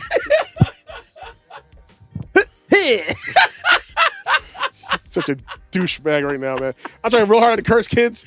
I'm trying so hard, but he's pressing me hard right now. Oh my gosh! Like, it just, honestly, man, I'm glad this happened. He deserved no bonus at all. Listen, they changed the name for the upteenth time again. Now we're going to HBO Max again. Yes, so it's a rename. You know, the Max changed font, so now it's HBO. And now Max. They're losing South Park. And South Park's going back to Paramount Plus now. Paramount? Yep. Say it ain't so. They get all, except for the specials, I think, they're getting every single episode. Well, actually, there are some episodes that are going to be banned from streaming for some reason or another. Say it ain't so. Like the 201 episode because of the image of Muhammad being on the show. That's why you can't see episodes 200, 201 without illegally downloading. Yar. You know what I mean? Going on a pirate wave, you know, like Kiss cartoons. Yar. So basically, what we voted for was saying that Zaslav and the other executives were getting too much money. Pretty much. And they voted down. They voted down the non-binary advisors measure to approve a 2024 compensation package for Zaslav and the other executives. This is what I understand, right? Mm-hmm. With these guys, you're getting pay bumps, but the quality of service is going down. Why the hell should I give you pay bump for? Exactly. I'm not giving you no pay bump. No. You get a pay bump when you give me good products. Or stop taking damn things off the damn service. I told you what they're trying to do, Ceddy said. They're going to give you the HBO Plus anime package that you're going to buy. Because you're going to want to watch your Hanna-Barbera cartoons. Nicole, I'm just saying. Your boyfriend about to cost your Crunchyroll membership. I'm just saying they're going to make you buy the package. And you're going to buy it because you're going to want to watch it. Pay extra $2.99 a month on top of what package you have? $50.99 or the family plan? I have the $69 plan. The what? $69 for Hulu. Oh, so you attach it to Hulu? Yeah, HBO, everything. Yeah. So you're gonna pay $6.99, $69 $69 for the whole year for the month You pay $69 a month for Hulu with the HBO. Because it comes with cable. Yes. Okay. No, it doesn't. No cable. It comes with HBO, Showtime, and Stars. Oh, And I get commercial free with Disney Plus and ESPN Plus on top of that. So that's not a bad package. And honestly, with those packages, I get Max for free, Paramount Plus for free, and the Stars app for free. So if you combine, because I'm thinking, yeah, that's not a bad deal to get all that in one. Yeah, that's a pretty sweet deal. Honestly, if Hulu can add live TV, oh man, they have live TV as well. But I don't need no live TV. Nah, I want like regular live TV, like how I watch YouTube TV. No, I'll tell you what. I don't know who's listening, so that I heard on TikTok. You didn't hear nothing. I mean, listen, I'm gonna say is this: just watch TV. That's all we said. Yes, over the internet. Yeah. Provided television services. Exactly. Wink, wink, nudge, nudge, say no more. Just like, we'll just politely honk and give the double bird to David Zaslav. I'm gonna moon his ass. How about that, man? You can do that too. Like, you know what I'm saying? Like Mini-Me and Austin just make sure you take off the plates when you drive by. I don't want nothing coming back to you. Unfortunately, to come back to me, I'll smile with a big ass smile on my face. No place, no case. Right? The guy's a douchebag, man. No place, no case, right? You know how much I hate to have this guy. The guy killed multiple movies that were already done. Thankfully, one of them was saved. Wile E. Coyote versus Acme, it got picked up by a service. It's supposed to be released later on this year. So, thankfully, dude, I heard it was a funny-ass movie. You got John Cena in the movie. It was funny as hell, and the guy decided to cut it off because he wanted a tax write-off. Like, again, how you think they stay so rich? Anyhow, Ceddy said, I got another update for you. Oh, I hate you. You remember the Chiefs superfan that was robbing banks? Yeah. He's got sentenced. The Chiefs superfan known as the Chiefs-A-Holic was recently sentenced in Oklahoma City's Oklahoma courtroom to serve, guess what, Ceddy said, 32 years state sentencing for robbing a Tulsa area banks. The kicker is the sentence runs congruent with the federal time he's currently serving for similar robberies. The man's name is Xavier Bubadar, who's 30 years old, is serving 17 years federal time for 11 bank robberies across 7 states, which he stole nearly $850,000 to fund his social media stardom and gambling addiction. Budar wears a roof-like costumes with a Chief jersey to games. Bubadar terrorized banks at gunpoint in Iowa, Oklahoma, Tennessee, Nebraska, Minnesota, Nevada, and California from 2022 to 2023. Funny thing that he said, 2 other robberies occurred while he had his ankle monitor cut off. And he was on bond and he fled Oklahoma. One bankery occurred when he robbed one bank twice. He was sentenced the same day the Chiefs had their season opener with the Ravens last year. The robberies helped Bubadar bankroll NFL tickets and traveling across the country to attend Chiefs games. He is such a super fan. He even purchased a signed Patrick Mahomes painting that the feds recovered as part of restitution because, he has to pay that money back in civil forfeiture as well. His arrest occurred in 2022 with over $289,000 in cash, betting slips for $24,000 and bank deposit letters and depositing $20,000 and $50,000 in the bank. Jesus. He also put a bet down in 2022. 2 winning bets, I might tell you. $5,000 for both Kansas City winning Super Bowl and Mahomes being the MVP of the Super Bowl. That earned him $100,000. Eventually, while he was on the run, he was recaptured in July of 2023 and was arrested in Sacramento, California, and detained by the feds. Wow. So the man's going to serve at least 40... I'm going to let you know right now. 45 years for his robberies. Jeez. At 30 years old. Oh, so how many years? 40 years? He's 30 years old. He's going to serve 32 years. Oh, your life is over, homie. 17 with the feds and has to do the remaining time with the state. Oh, your life is over, homie. Your life is over. Just for Chiefs tickets and watch football. And he still lost the Super Bowl at the end of the... Well, they lost this year, but they won the priors before that. My whole thing is this, bro. It's not worth it. Was it worth it? Nope. Now, you be taking Hail Marys in prison, all right. Guard! Guard! Guard! Guard! You left some soap behind your ear, big fella. Guard! So you gonna come here and smell all funky? Guard! Wash your ass, my boy. Guard! Ain't guard gonna help you? Day after day. Ain't no one gonna help you, brother. That's all gonna play the record out. It's just you and me together here. Somebody gonna Michael Beasley him like yo. But you want to play ball? Now I'm gonna go down your hall. Yeah. Guard! Yeah. Nah. The reason why I made the Mike Beasley quote, because Mike Beasley and Lance Stephenson had a game they were playing, a pickup game. Yeah. I think the wager was, I don't know, it was $100,000 or $10,000. 100 down. But Beasley was giving the business to Lance. Lance played well, but Beasley, want that money. He want that money real bad. And the way how he was pivoting and going here and cutting there and woo, nasty work on Lance. Yo, he told Lance Stephenson, he said, verbatim, I'm gonna make you sure that you're real sexy tonight. So I can get up and close into you. Pause. You know what I'm saying? So when you see it up front, up close like that, and I kiss you on your forehead when I'm done with you, you know what time it is. Because I just effed you. Yo, just like that. You think I'm playing? Oh, my God. I'm going to find the clip. You think I'm joking? Nah, I know you're telling the truth. And just hearing it, like, yo, get the F out of here. Yo, he was talking to him real sweet. And then Lance like, I'm going to play without the shirt. He's like, I like it better. I can touch your nips. And I thought freaking Kermit Gardner was mad. This was saying, I bet your wife tastes like Cheerios. Yeah, he might. Yo. That was wild disrespectful right there. Diabolical. I bet your wife tastes like honey nut Cheerios.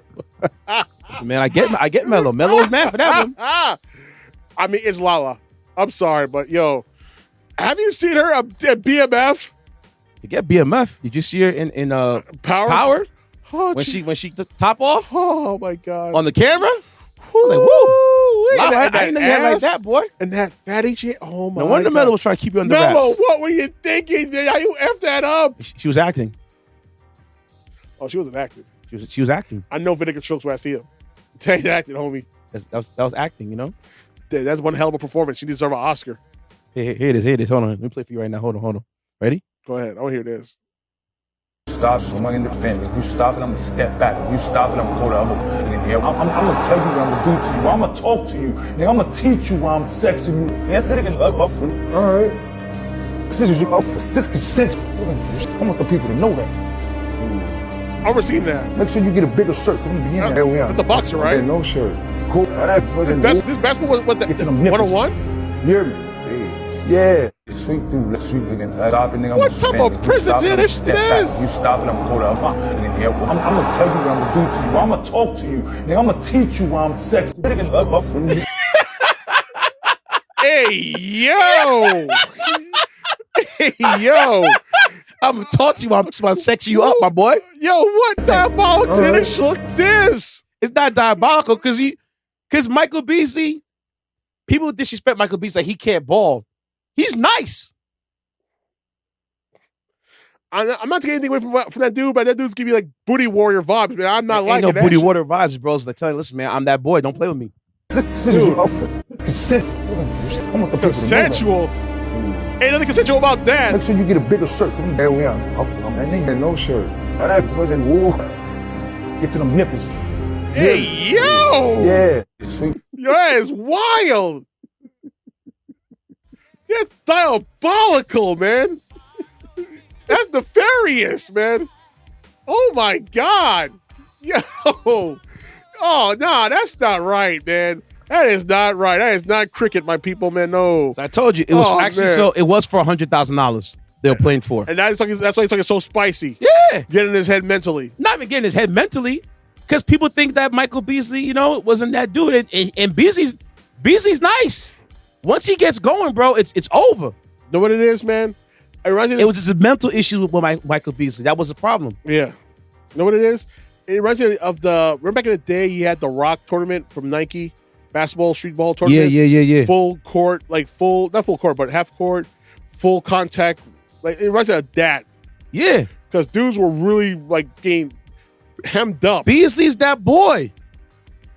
Dude, for those who don't know, I remember there's a series on MTV2 about the Rock One, I think it's called, the Nike tournament they had back in the day where Nike was NYC. Remember, he played them through on the Big Three? the Big Three tournament and won a championship for them too. Oh, I know. So yeah, Beasley's that boy, man. But I'm saying, and he plays that for real, the one-on-one tournaments like that. Yeah, dude, those are the type of tournaments. And Lance was holding on to him. Lance was doing his thing. Like, this is what let me put this down real. Let me tell y'all something real quick, okay? The next person that talks out their neck talking about I can beat a NBA player. No, you can't. No, the hell you can't. You can't, bro. One white boy actually called a lot of dudes out and put them on a one-on-one tournament up to 11. He smoked each and every people who Brian Scalabrine. Yep. He smoked each White chocolate. He smoked each and every one of those cats who talk ish online about him. Say he's the worst player ever. All right, come play. I'm that bad. Come see me then. And he played the third bench. Yep. And he smoked each and every one. Because I'm a trash dude in your eyes. I mean, I'm not worthy to be in the NBA. No. I was NBA ready. You are not. You were never there. You're not even Pee-wee ready. Okay? You weren't even NCAA ready for this dude, bro. You were not high school ready. You were not, the police athletic league ready. Okay? You cannot see him. He's Uranus. You're barely on Earth. Not even there. That's how far of a distance and greatness this guy has from you are from him. So when you hear these people talk, I'm like, bro, do you know who you're dealing with? No, you're dealing with monsters. Even with the third bench player, he's nice. It's just that he don't get shine like the starters. Yeah. At the end of the day, if you make it to a pro league, you that boy. You're that person. Did I step on anything? Yeah, it's okay. Oh, sorry. Did I break anything? No, it's all right. It's gonna go in the trash anyway. This whole place can get tear apart. You're right. At the end of the day, it's like, I can be an amateur fighter and I was still smoking him out in the street because I'm built differently than the regular person on the street. Like, there's a whole TV show called Pros versus Joes. Yeah, I remember. I watched it. And every 10 out of 10 times, the pros slapped up the Joes. I remember when they had Roy Jones Jr. in the fight. And Bob Sapp. Remember they had Bob Sapp? Yes. Dude, I felt pity for those Joes. They got destroyed. Roy Jones. Sean kept out of shape, smoked all those guys. Yeah. Oh, because he don't make no. All right, word. Okay. Word. Watch what that dude do in the court. Jerry Jones having fun on the field. Like, you can't catch me. I'm pushing 50. Y'all can't catch me. Yeah. Y'all can't see me. And mind you, when he played them on defense, that wasn't his thing, but he was more smoking them. More gifted athletic than them. Picked. Yep. Heck, T.O. At his age right now, still giving kids the business right now. Yep. And T.O.'s pushing 50. Like, that thing never leaves your body, man. No. Once you're a well-trained athlete, that never leaves you. No. It's like riding a bike. Heck. They just had Verse, who's a player he just won the Rookie of the Year for the Rams. He called out Aaron Donald for a workout. And Aaron Donald said, word, no problem. Come see me. Yo, put him through the ringer. It's coming back. What? Pros versus Joes. It is? Fantastic Fest 2025 to debut Pros versus Joes competition for $2 million. Who's running it? Fanatics.com. The Fanatic I Fest. thought it'd be somebody like Mr. Beats trying to get some hand some other money pot. Wait, I'm gonna look up the athletes. I'm gonna look up Sap.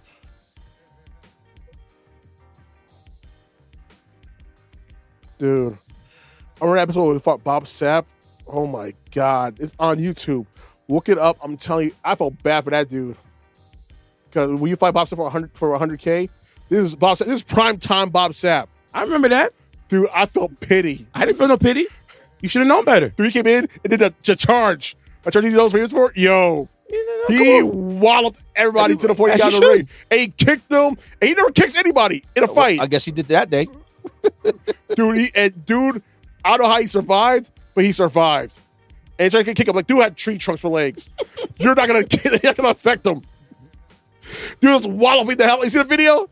Yeah. He's walloping the hell out of him. Like, I seen as he jumped to the ground. We're 40, dude, look it up. It's on, I think he had a concussion. He got back up and he kicked. Oh, get him again, Frank. Again. Yo, he got him again. He never kicks anybody. That's the part that kills me the most. Bob Sapp never kicks anybody. Well, he did that day. He smashed this dude. And the dude on the Joes smush your face. Were scared crapless. I'm going to smush your face. And dude, he made it ever. Dude, I think out in Houston in this corner, dude, like, I'm gonna smash this dude up just for you. Like, word, bet, do it, dude. Look it up. You'll play it. Look it up on YouTube. You'll laugh your ass off. Oh, we'll get to. Wait, hold on. Dude is funny. Dude, I miss those days, man. Spike TV was the ish. Dude, it was so amazing. All right, it's on. If you have Apple TV Plus, you can still buy seasons back on Apple TV. It's worth the money. Trust me. Both Pros versus Joes. Dude, it is such a good show. Oh, my God. I love that show. I got to talk to SiriusXM soon when I get a chance. All right. Let's get to the wise guy. Oh, hold it. What's up? Hold it. I have one more story. Somebody's calling you. You love her. Yeah, no. Yeah, SiriusXM. That's why I love her. I get it. You put in the miscellaneous numbers. I get it. I understand. You ain't got to hide it from me. I get it, man. This is transparency. Go to hell, man. Seriously, man. What did we talk about earlier? You know what I'm saying? If not me, then who? Who loves you? Not you, man. I love you forever. Nah, I don't do that. Remember, I left you a nice little voice message before. I think you still got the message, right? No, I don't. Happy birthday. I delete that. I hate it. Yo, stop doing that.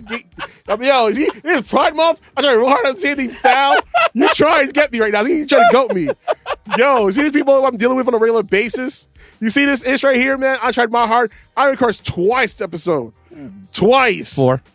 What's 4? I got them all marked right here. Okay, 4 times, whatever. That is great. You're doing a fantastic job. Yo, man, Listen, man, I'm just not going to Michael Beasley you, okay?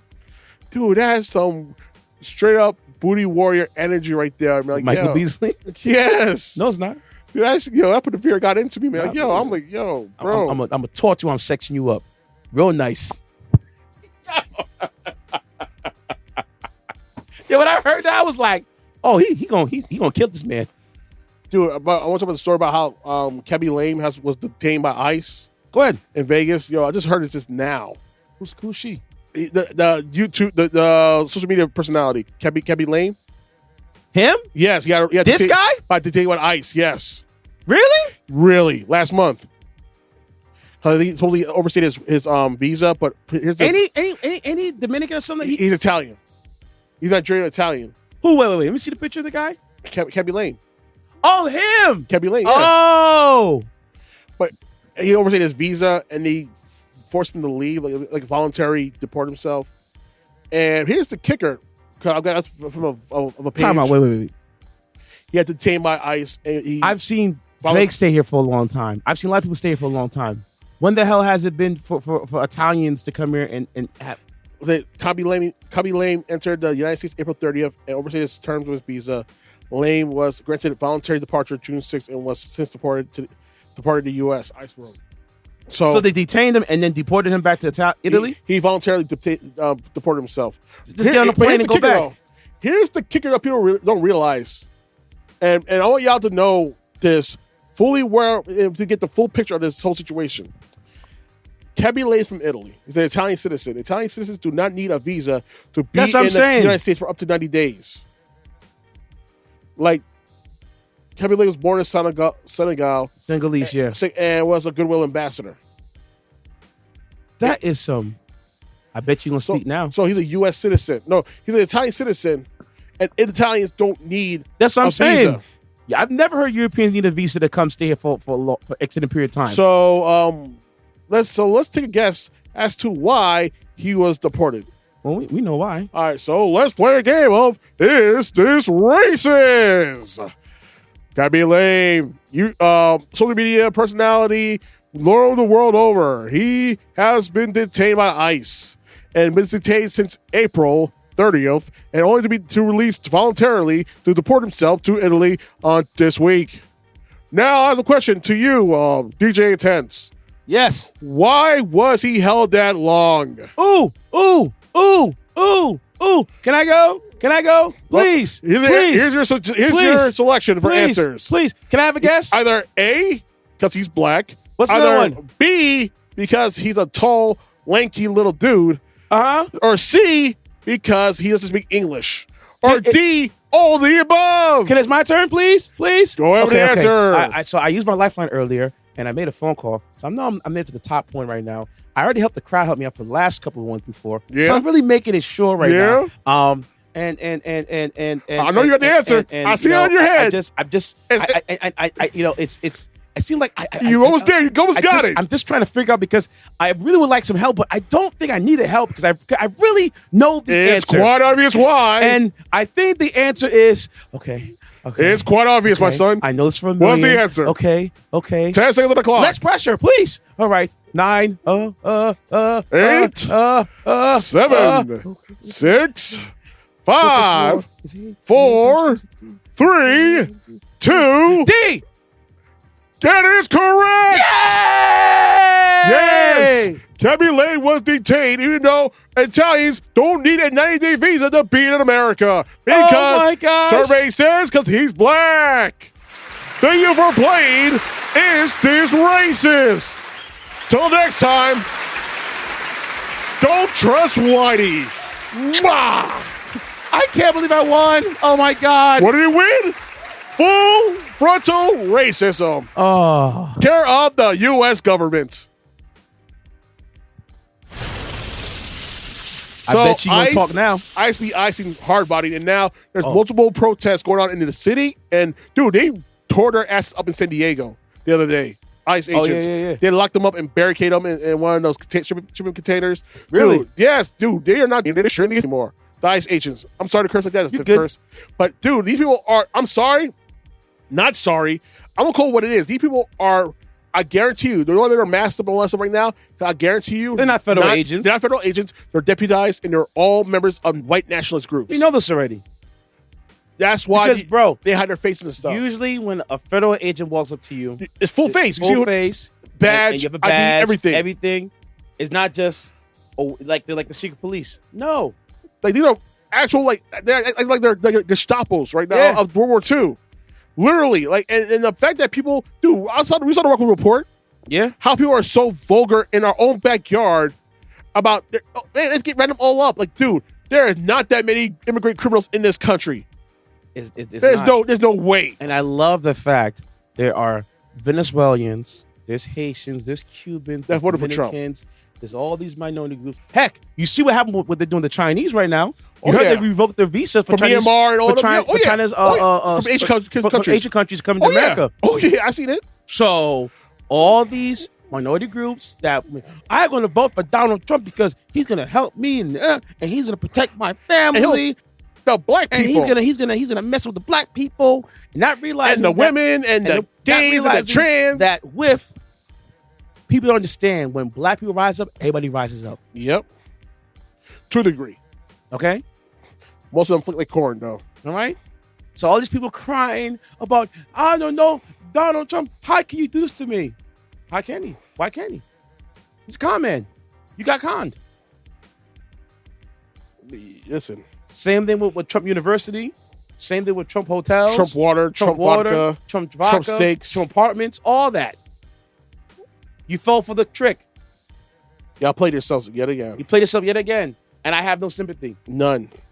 That's why all you Cubans getting deported, all you Haitians getting deported, is what it is, bro. Y'all played yourselves. And then what makes me laugh even more now, all these construction guys crying foul. All these farmers are crying foul, not understanding. Like, you supposed to round up the criminals. These were good, hardworking men. Hey, dumbass. Hey, man. Here's a hint. he did not want to focus only on the criminals, because there's not that many criminals to be deported here in this country. Hey man. Like I told everybody, buckle up, my boy. Listen, you can hire me. I just want $200,000 per year. Right around said he said. Right. Hire me right now, bro. Yeah, I want $200K. If I'm going to do manual labor like this, I need $200K. Oh, you can't afford it? I'm going to tell you, my boy. Go figure it out. I had a video I want to share with you guys. You can figure it out. I lost the video, unfortunately, but it's a video which how people were so happy that they're hurting us. But at the same time, it's like they're hurting themselves. Like most people would not be here wasn't for the Civil Rights Act and that led after the Civil Rights Act, the Immigration Act of 1965. A lot of you wouldn't be here. And somehow y'all act like total a-holes and effing people over. And you know what I'm saying? Honestly, y'all gonna hurt yourselves as much as it's gonna hurt us. So that's just what it is. Is what it is. So I don't feel sorry for you in any way, shape, or form who voted for this. And honestly, it's like, yo, we warned you. We told you. When black people tell you something, listen. Because we went through it. 400 plus years of the same old BS that you're going through right now. You're going to get a sliver of a taste. Dude, funny, true story. I'm DJing last night. Yeah. I'm going to my club. Doing what I'm doing. Yeah. Now I'm like, yo, why is it so light in here, B? There's mad people missing. Yeah. Somebody walked in the club last night and said, verbatim, he said, Right. I think there's ICE agents outside the club waiting down the street. And them customers and girls hightail up out of there so fast, bro. Out of there, bro. And I said, no, not really. Now remember the story I want to talk about. Because ICE doesn't operate at night. No, they don't. They only do early morning raids. And afternoon raids. Or afternoon raid. That's it. In broad daylight. Broad daylight. They don't do overnight. Dude, have you seen some of them getting caught up in, and they know they won their case, the immigrants won their case, they still snatched them up in court in the city. Yeah. Dude, that is crazy. Now remember this story I want to talk about. Man, I was looking for it in my mind and I found it now. Jonathan Josh, the actor from King of the Hill who was killed. Yes. We spoke about it last week. You did? There's an update. Yeah, we spoke about him dying last week. Damn. Actually, you know what? No. I don't think you did. I think we touched upon it that he said that he passed away. Yeah. I think we talked about it after the show. Yeah. About what happened to him. But yeah. He died. He was killed. Murdered in front of his house. By his neighbor. They do not deem it as a hate crime. It should be a hate crime because they made a lot of threats to him for the fact that he was married to his husband. Yep. And he's Native American. But what is he? Native American. Native American. They killed his dog. Yep. They burned down their house. So I burned his house down. And they had, I guess some of the dogs died in that fire. And they got the remains of the dogs. And brought it back and put it in the man's mailbox. Like right around his mailbox for them to see. And they were traumatized. And then the guy came out again and started being belligerent to this gay couple. Pulled out the jammy and started shooting. And the guy blocked his husband from being shot and he died. All at the beginning of Pride Month. And you wonder why we have Pride Month? Because of like this playing out in real life. Know why we have Pride Month? It's the reason why we have Black History Month, because y'all don't learn. Y'all don't want to do better. Because they like this, it's like this happen on a regular basis. Yep. And yet somehow you're mad at a month. You're mad at a month. We're tired of dealing with your nonsense. You know reason why we doing this much to pay respect to those that paved the way for those people in our communities. Also, I think this month is Asian American History Month too, right? Heritage Month. I think Heritage Month, and there's Black Music Month as well. Yeah. It's just disgusting, man. It really is. And like this guy was John Redcourt on King of the Hill and that Native American senator, I think, on Park Recreations. And he was a funny dude. He brought Native American humor to the forefront. And the dude was a funny-ass guy. Asian American Month was last month. Yeah. May. Sorry. So Hispanic Heritage Month? I think this month might be Hispanic Heritage Month. I know there's another Heritage Month. I know it's Men's Health Month as well. Yeah, we talked about that earlier. Yep. It's just disgusting, man. Like, listen. No, Hispanic Heritage Month is from middle of September to middle of October. Whoops. My bad. All right, so I'm going to say this right now. This is my 2 cents of the situation is this. I'm going to say this to everybody who are so up in people's businesses and whatnot. I'm going to say this point blank. Are you taking that? Are you blowing that person? Are you getting that ear action? You know, I that's one stupid. I know.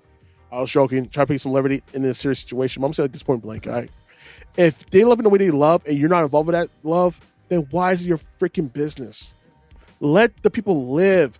Why are people so content in interfering people's lives to the point that you could do something as tragic as this because you hate the fact the person lives the white life they live? Who you screw does not make me blast off. It's not my business.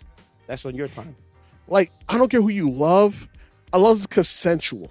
Exactly. Like, we live in this country in which there's more than 10 states in which you can marry a minor. But you're worried about a man loving another man. Make that make sense to me. Nasty work. Like it blows my mind how we're mad at the wrong things. You're mad at drag queens and trans people, but there's actual priests and gym coaches touching little kids and you don't see a damn thing about it. Doctors. And they're not gay. They're straight men with child porn on their hard drives.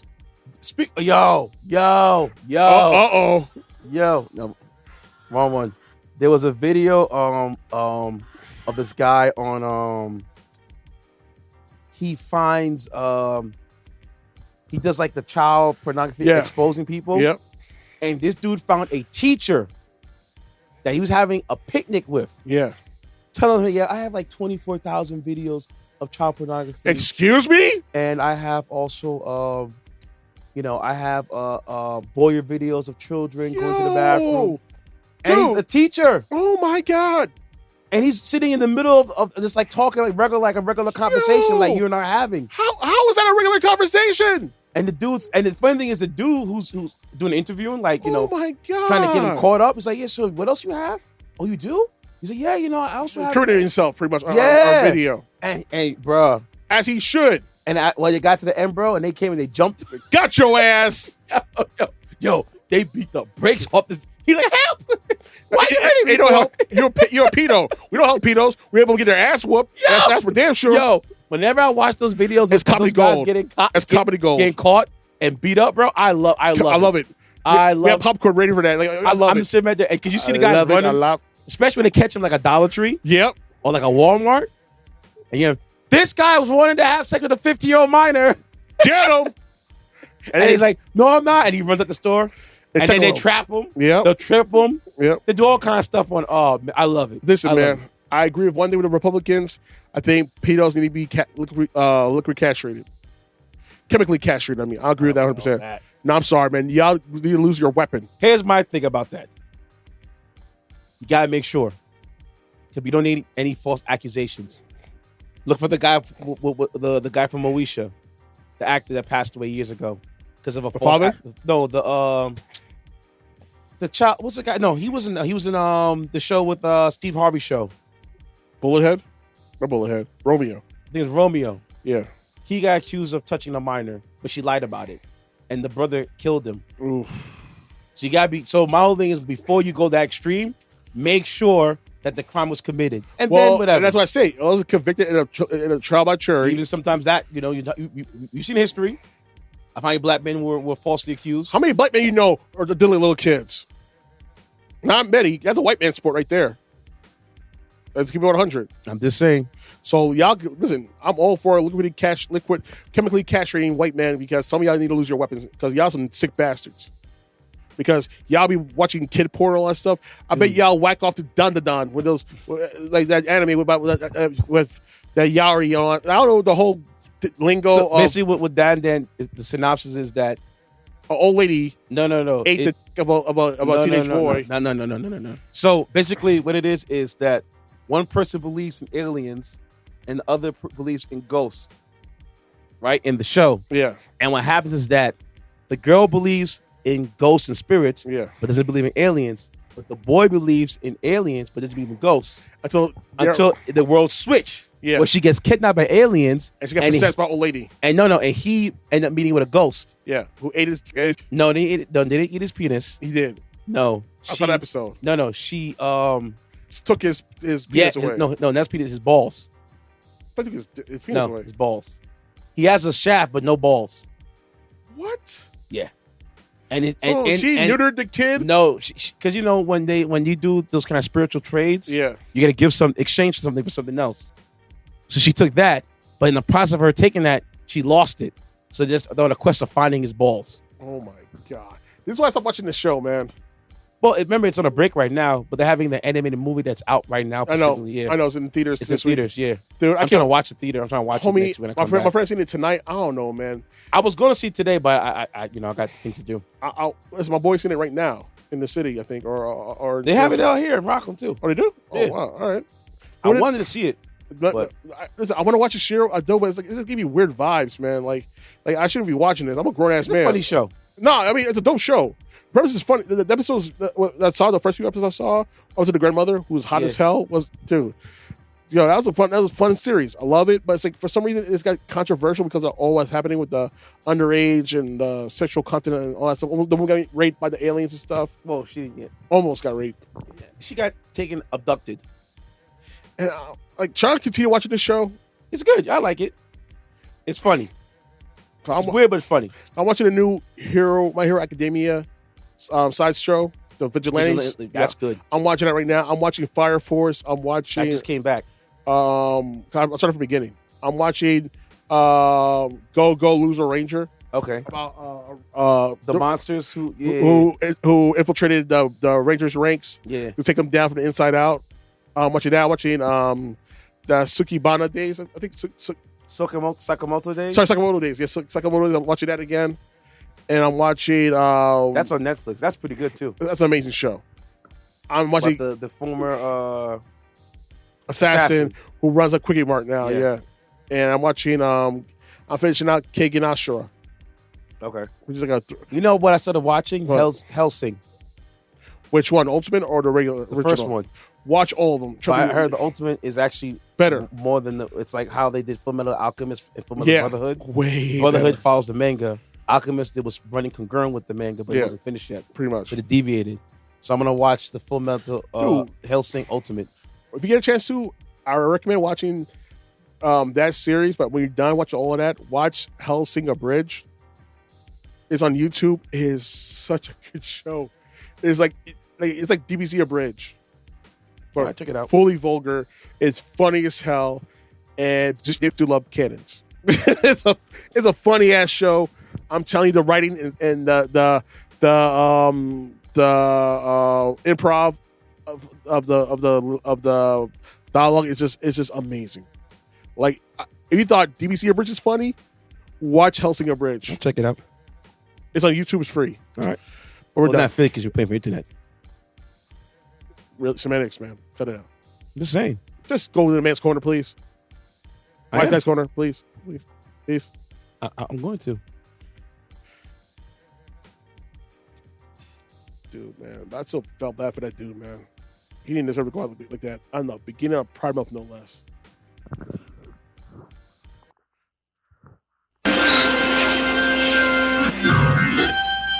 Get this through your head. Wise guy. You only exist out here because of me. That's the only reason. Without me, you, personally, every wise guy still around, I'll take a piece of your wise guy. Where's your one? Don't ever go over my head again. Love it. Yeah, we were just watching Casino before we start the podcast too, man. Seeing that scene. Love it. Uncut, uncensored. Love it. Okay, so I got two little tidbits here. Go ahead. First one. Oh, this is gonna be good. You know those celebrity chefs that cook food? Yeah. And you get all explicit with the food. And yeah. Check out this guy. Actually, you know what? I'll say that when we come back. I'm doing a fun one. Ready? Go ahead. Hits you. So there's a guy that's doing different sounds. Yeah. That we remember as kids coming up. Go ahead. And he said, which one hits you? There's different sounds. He said, which one hits you the hardest? Ready? The hardest. That's the first one. Second one. Second. Blue. Third. Husky Supo. Fourth one.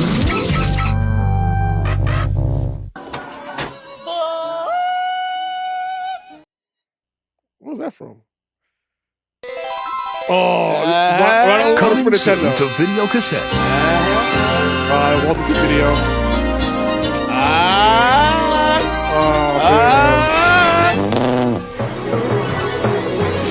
theater. I miss those days.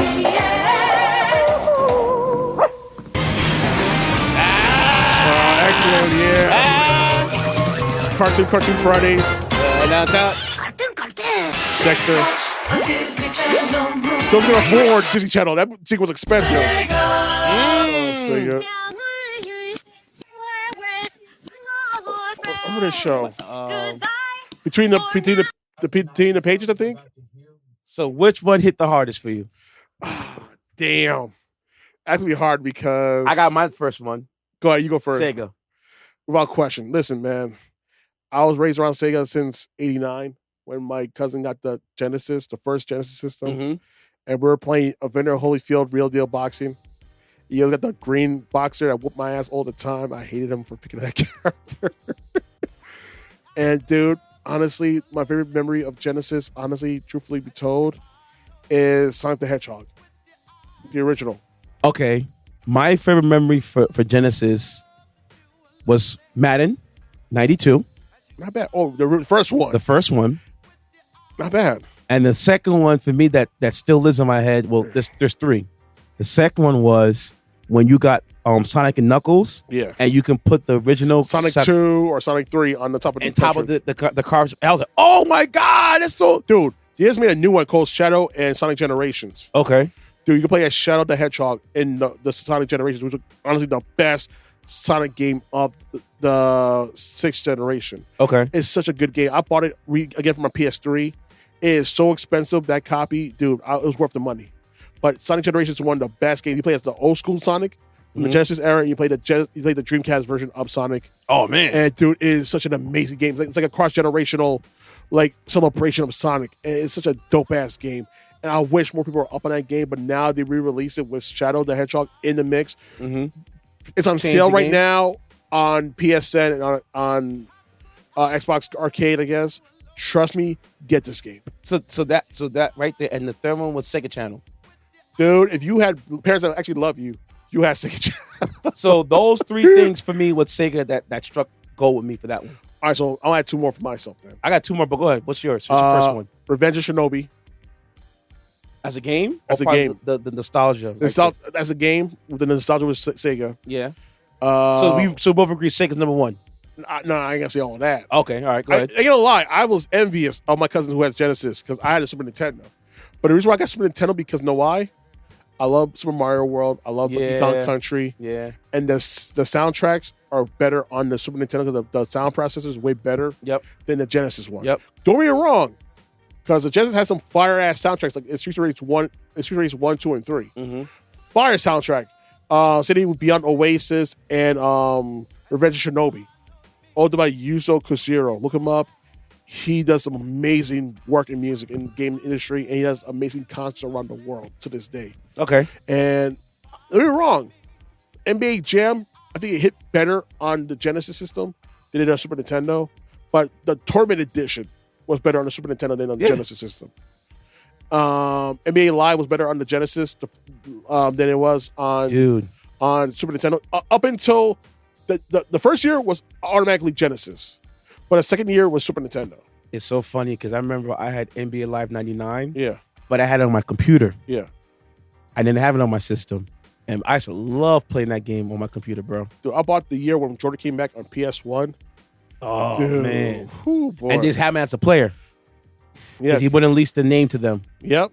And then we ever play them in NBA Street Volume 2. Mm-hmm. The 3 Jordans. Yep. The rookie, the championship Jordan, and the Blue Wizards Jordan. All together on the same team. Dude, people got ridiculed to hell having that team. But, back to the Genesis. Honestly, it was a good system. You had amazing games. EA was in their bag. Mm-hmm. And then they got lazy. Because money can be more important than creativity. Like one of my favorite games for Sega is Road Rash. Road Rash is sketching. Or the rollerblading game, or on the highway. Pretty much it's like a cousin to Road Rash. Okay, I remember Road Rash with the You're inline skates, and you take it to the finish line, you hang on the cars. No. Mine was with the Road Rash with the bikes. Yeah, the bats or the chains. Yeah. And you arrive at somebody and out of nowhere, you're like, no! Like, yeah! And you flip over 20 times. Dude. If you hit a rock, it was over. Game over. You get hit by a car, Over. You hit a tree, over. You went off the road, Over. you slowed down, then you came back, hit a cactus, it was over. Dude, that game was so much fun. It was slow as hell, but it was fun. Yep. And I'm so pissed off that EA forgot about this game existing in their catalog. Dude, just like other games they made back in the day. Like, there are so many good games EA made back in the day, and this completely forgot. General Chaos, Chakan the Immortal, The Haunting featuring Poltergeist, Sketching. Were they the first to make Metal Gear or no? No. That was Konami. Konami? So, that was still Konami for Nintendo. Okay. That was Konami. So what out of those sound, what was your number one? I want to say Gracie Films. I love Gracie Films. I was raised on The Simpsons and The Critic, but I gotta say Konami. Konami? Because my first Konami game I played on the 16-bit era was Contra 3: The Alien Wars. Oh, man. That game was pressure. Oh, man. It took me 30 years to finally beat that game because I had the Contra collection on PS4 with instant replay. You get to rewind back and fix your mistakes of the past. Dude, that was the only way I was able to beat Contra 3. It was hard. And people don't understand, back in those days, there was no save points. And if you're lucky, you had a Game Genie. Yeah. If you know, you know. Or if you're lucky that your parents didn't turn your game off while you was sitting there. Yep. Yo, Mom, I'm still playing. Don't take it off. Leave it on. When I get back from school, I'm going to play it. Nope. Off. Come back home. Dude, I replayed this game called Nintendo Gold 13, The Professional. And dude, the game was so long. And I was up at this one part. I was up to almost the last couple of levels. And it was a rental. Mind you, it was a rental from Pathmark Video. Pathmark, you do video rentals. Yep. And I used to play that game. You used to rent video games and movies and TV and tapes. And I was so pissed. I was like this. I was in the helicopter level of Go 13. And I was playing the game. I was about to beat it. And then I was going to go to school. I was going to St. Joseph's at the time. And I was like, yo, Mom, keep this off. Mom, I didn't say nothing to nobody. I left it on and just walked away. Next thing I know, off. Grandma took it off. I couldn't curse her out. I could get mad at her because she barely know English. I'm like this. Hey, Kevin, think I was she was saying, like, what's wrong? Like, yo, it was off. And Because like, you didn't have save points back then. dude, no, not at all. Unless that cartridge had a battery in it. Yes. Then yeah. You had a save point. But if not, you're assed out. assed out, bro. Because if you had Zelda or Nintendo Baseball Stars, like the SNK game, where actually have actual batteries in that sucker, then you were straight. But more often than not, those games we had on Nintendo, no batteries in the system. There is no system at all. You had to just play until you beat it. Imagine playing Castlevania, which was one of the hardest Nintendo games of all time. Why are you stressing me out right now? That was the game I bought for Christmas. You're stressing me out. I didn't know better. You're stressing me out. Know better. You're stressing me out, bro. Stressing Dude, me out. It took me forever. There's no need to stress me out right now. Dude. I'm having PTSD right now playing by that game. It took me forever to beat Castlevania, but I finally did. It took me 30 years later to get the Castlevania collection on PS4. Moving on. What's the second one? I'll be bringing up Castlevania. The nerve of you. It's a good series. Cut it out. You know how hard that game was? Have you played Symphony of the Night? Yes. I threw my controller at the TV screen. Because when the castle went upside down, you were pissed. I knew it. I did that too. Games, bro. All right. That sign of the Konami symbol. That's your one. I have Tiny Toon Adventures, Buster Bust Loose. That was one. Okay. Yeah, that's what the Konami symbol. Okay. That's what the Konami game. For me, my Super second one was that caught my attention was doom doom doom doom boom boom boom. Oh, Gracie Films. Yes, that's a lot. I was like, I'm gonna have a good time. So you had the Simpsons and you had the Critic. Yes, They're both made by Gracie Films. And then my third one that I was like, oh man, bump bump bump bump bump bump bump cartoons. Yeah, dude, that was the golden era. Damn it, we're going back to Warner Media now. God damn it, I hate you. I didn't really do that, bro. That was intense. That was unintentional, dude. It brought me back to a time where Cartoon Network were actually give a damn about cartoons, and they invested into new content, and they really went in. They were in their bag back in the day. You had Johnny Bravo, Cow and Chicken. You had Mike, Louie, and Ugg. You had Camp Laszlo, one of my sleeper favorites. Foster Home for Imaginary Kids. You had what else you had? Adventure Time, regular show, love regular show. Steven Universe, Craig of the Creek, which is a sleeper classic right there. That's an amazing show, Craig of the Creek. Mm-hmm. Craig of the Creek, it just ended its run. Gumball coming back soon. It was, dude, hearing that sound, you know it's going to get a good cartoon. It wasn't for cartoons, because they had a thing called, on weekdays, Checkered Pass, which is like old school Cartoon Network shows on Adult Swim. And for a time, it was a 2-hour block before they decided to get Family Guy again for God knows what reason back on the network. You got to flood the market. I know. Dude, they play it for 2 to 3 hours a night now. They remove American Dad to put that on. I think American Dad's better than Family Guy, but that's the conversation for another day. Pretty much, if it wasn't for cartoons, we wouldn't have a Family Guy. No. Because they actually showed some pilot cartoons about, where we had Brian the Dog and Peter Griffin. It was originally from a cartoon skit, and I saw it for the first time in over 30 years, thanks to Checkered Pass. These show cartoons, and mind you, Seth MacFarlane got his start at Cartoon Network Studios. A lot of cartoon artists, and we know to this day, got their start from Cartoon Network Studios.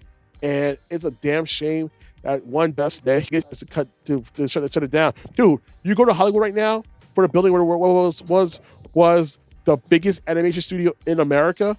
It's a distant memory now. It's gone. We know the It's blame. sad.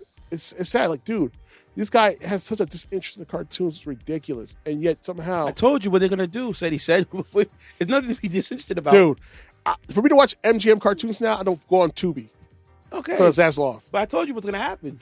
You own the mother lucker. We know this already. Shut up. Don't start. Don't start. I'm going back to the video.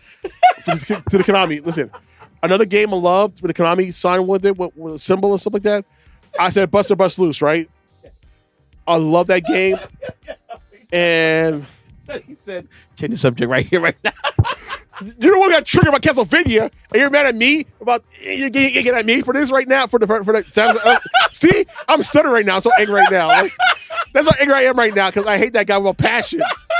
Like, I might do a crime because of this guy. That's how bad it is, man. I'm afraid, like for real.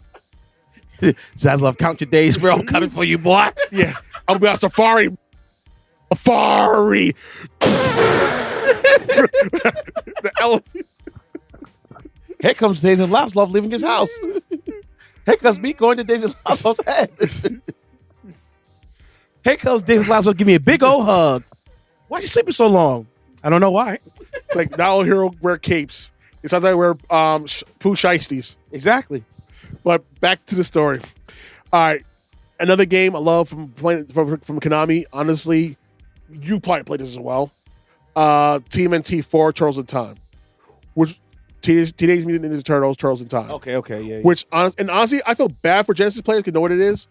They never got their good Konami games on that system. No. Dude, because at the time, it was more...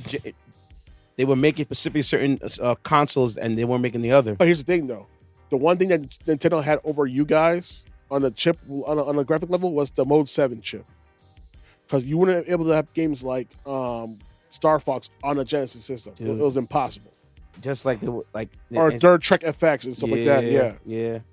That kind of 3D kind of movement. Like even the Contra, when the Contra level, second level, the overhead view, you wouldn't be able to have that on Genesis. That's why you see you play. Don't get me wrong, Contra Hardcore is an amazing game, But compared to Contra 3, the Alien Wars, we had that Mode 7, and you go around and you're on that overhead view, shoot up the monsters, dude. It was insane. The boss level in that same level, dude. That's why I always say that to me. One of the best wrestling games of all time. I don't care what no one says. Was WCW versus the World. On Super Nintendo? No, sorry. No. It's on PlayStation. There was one on 64.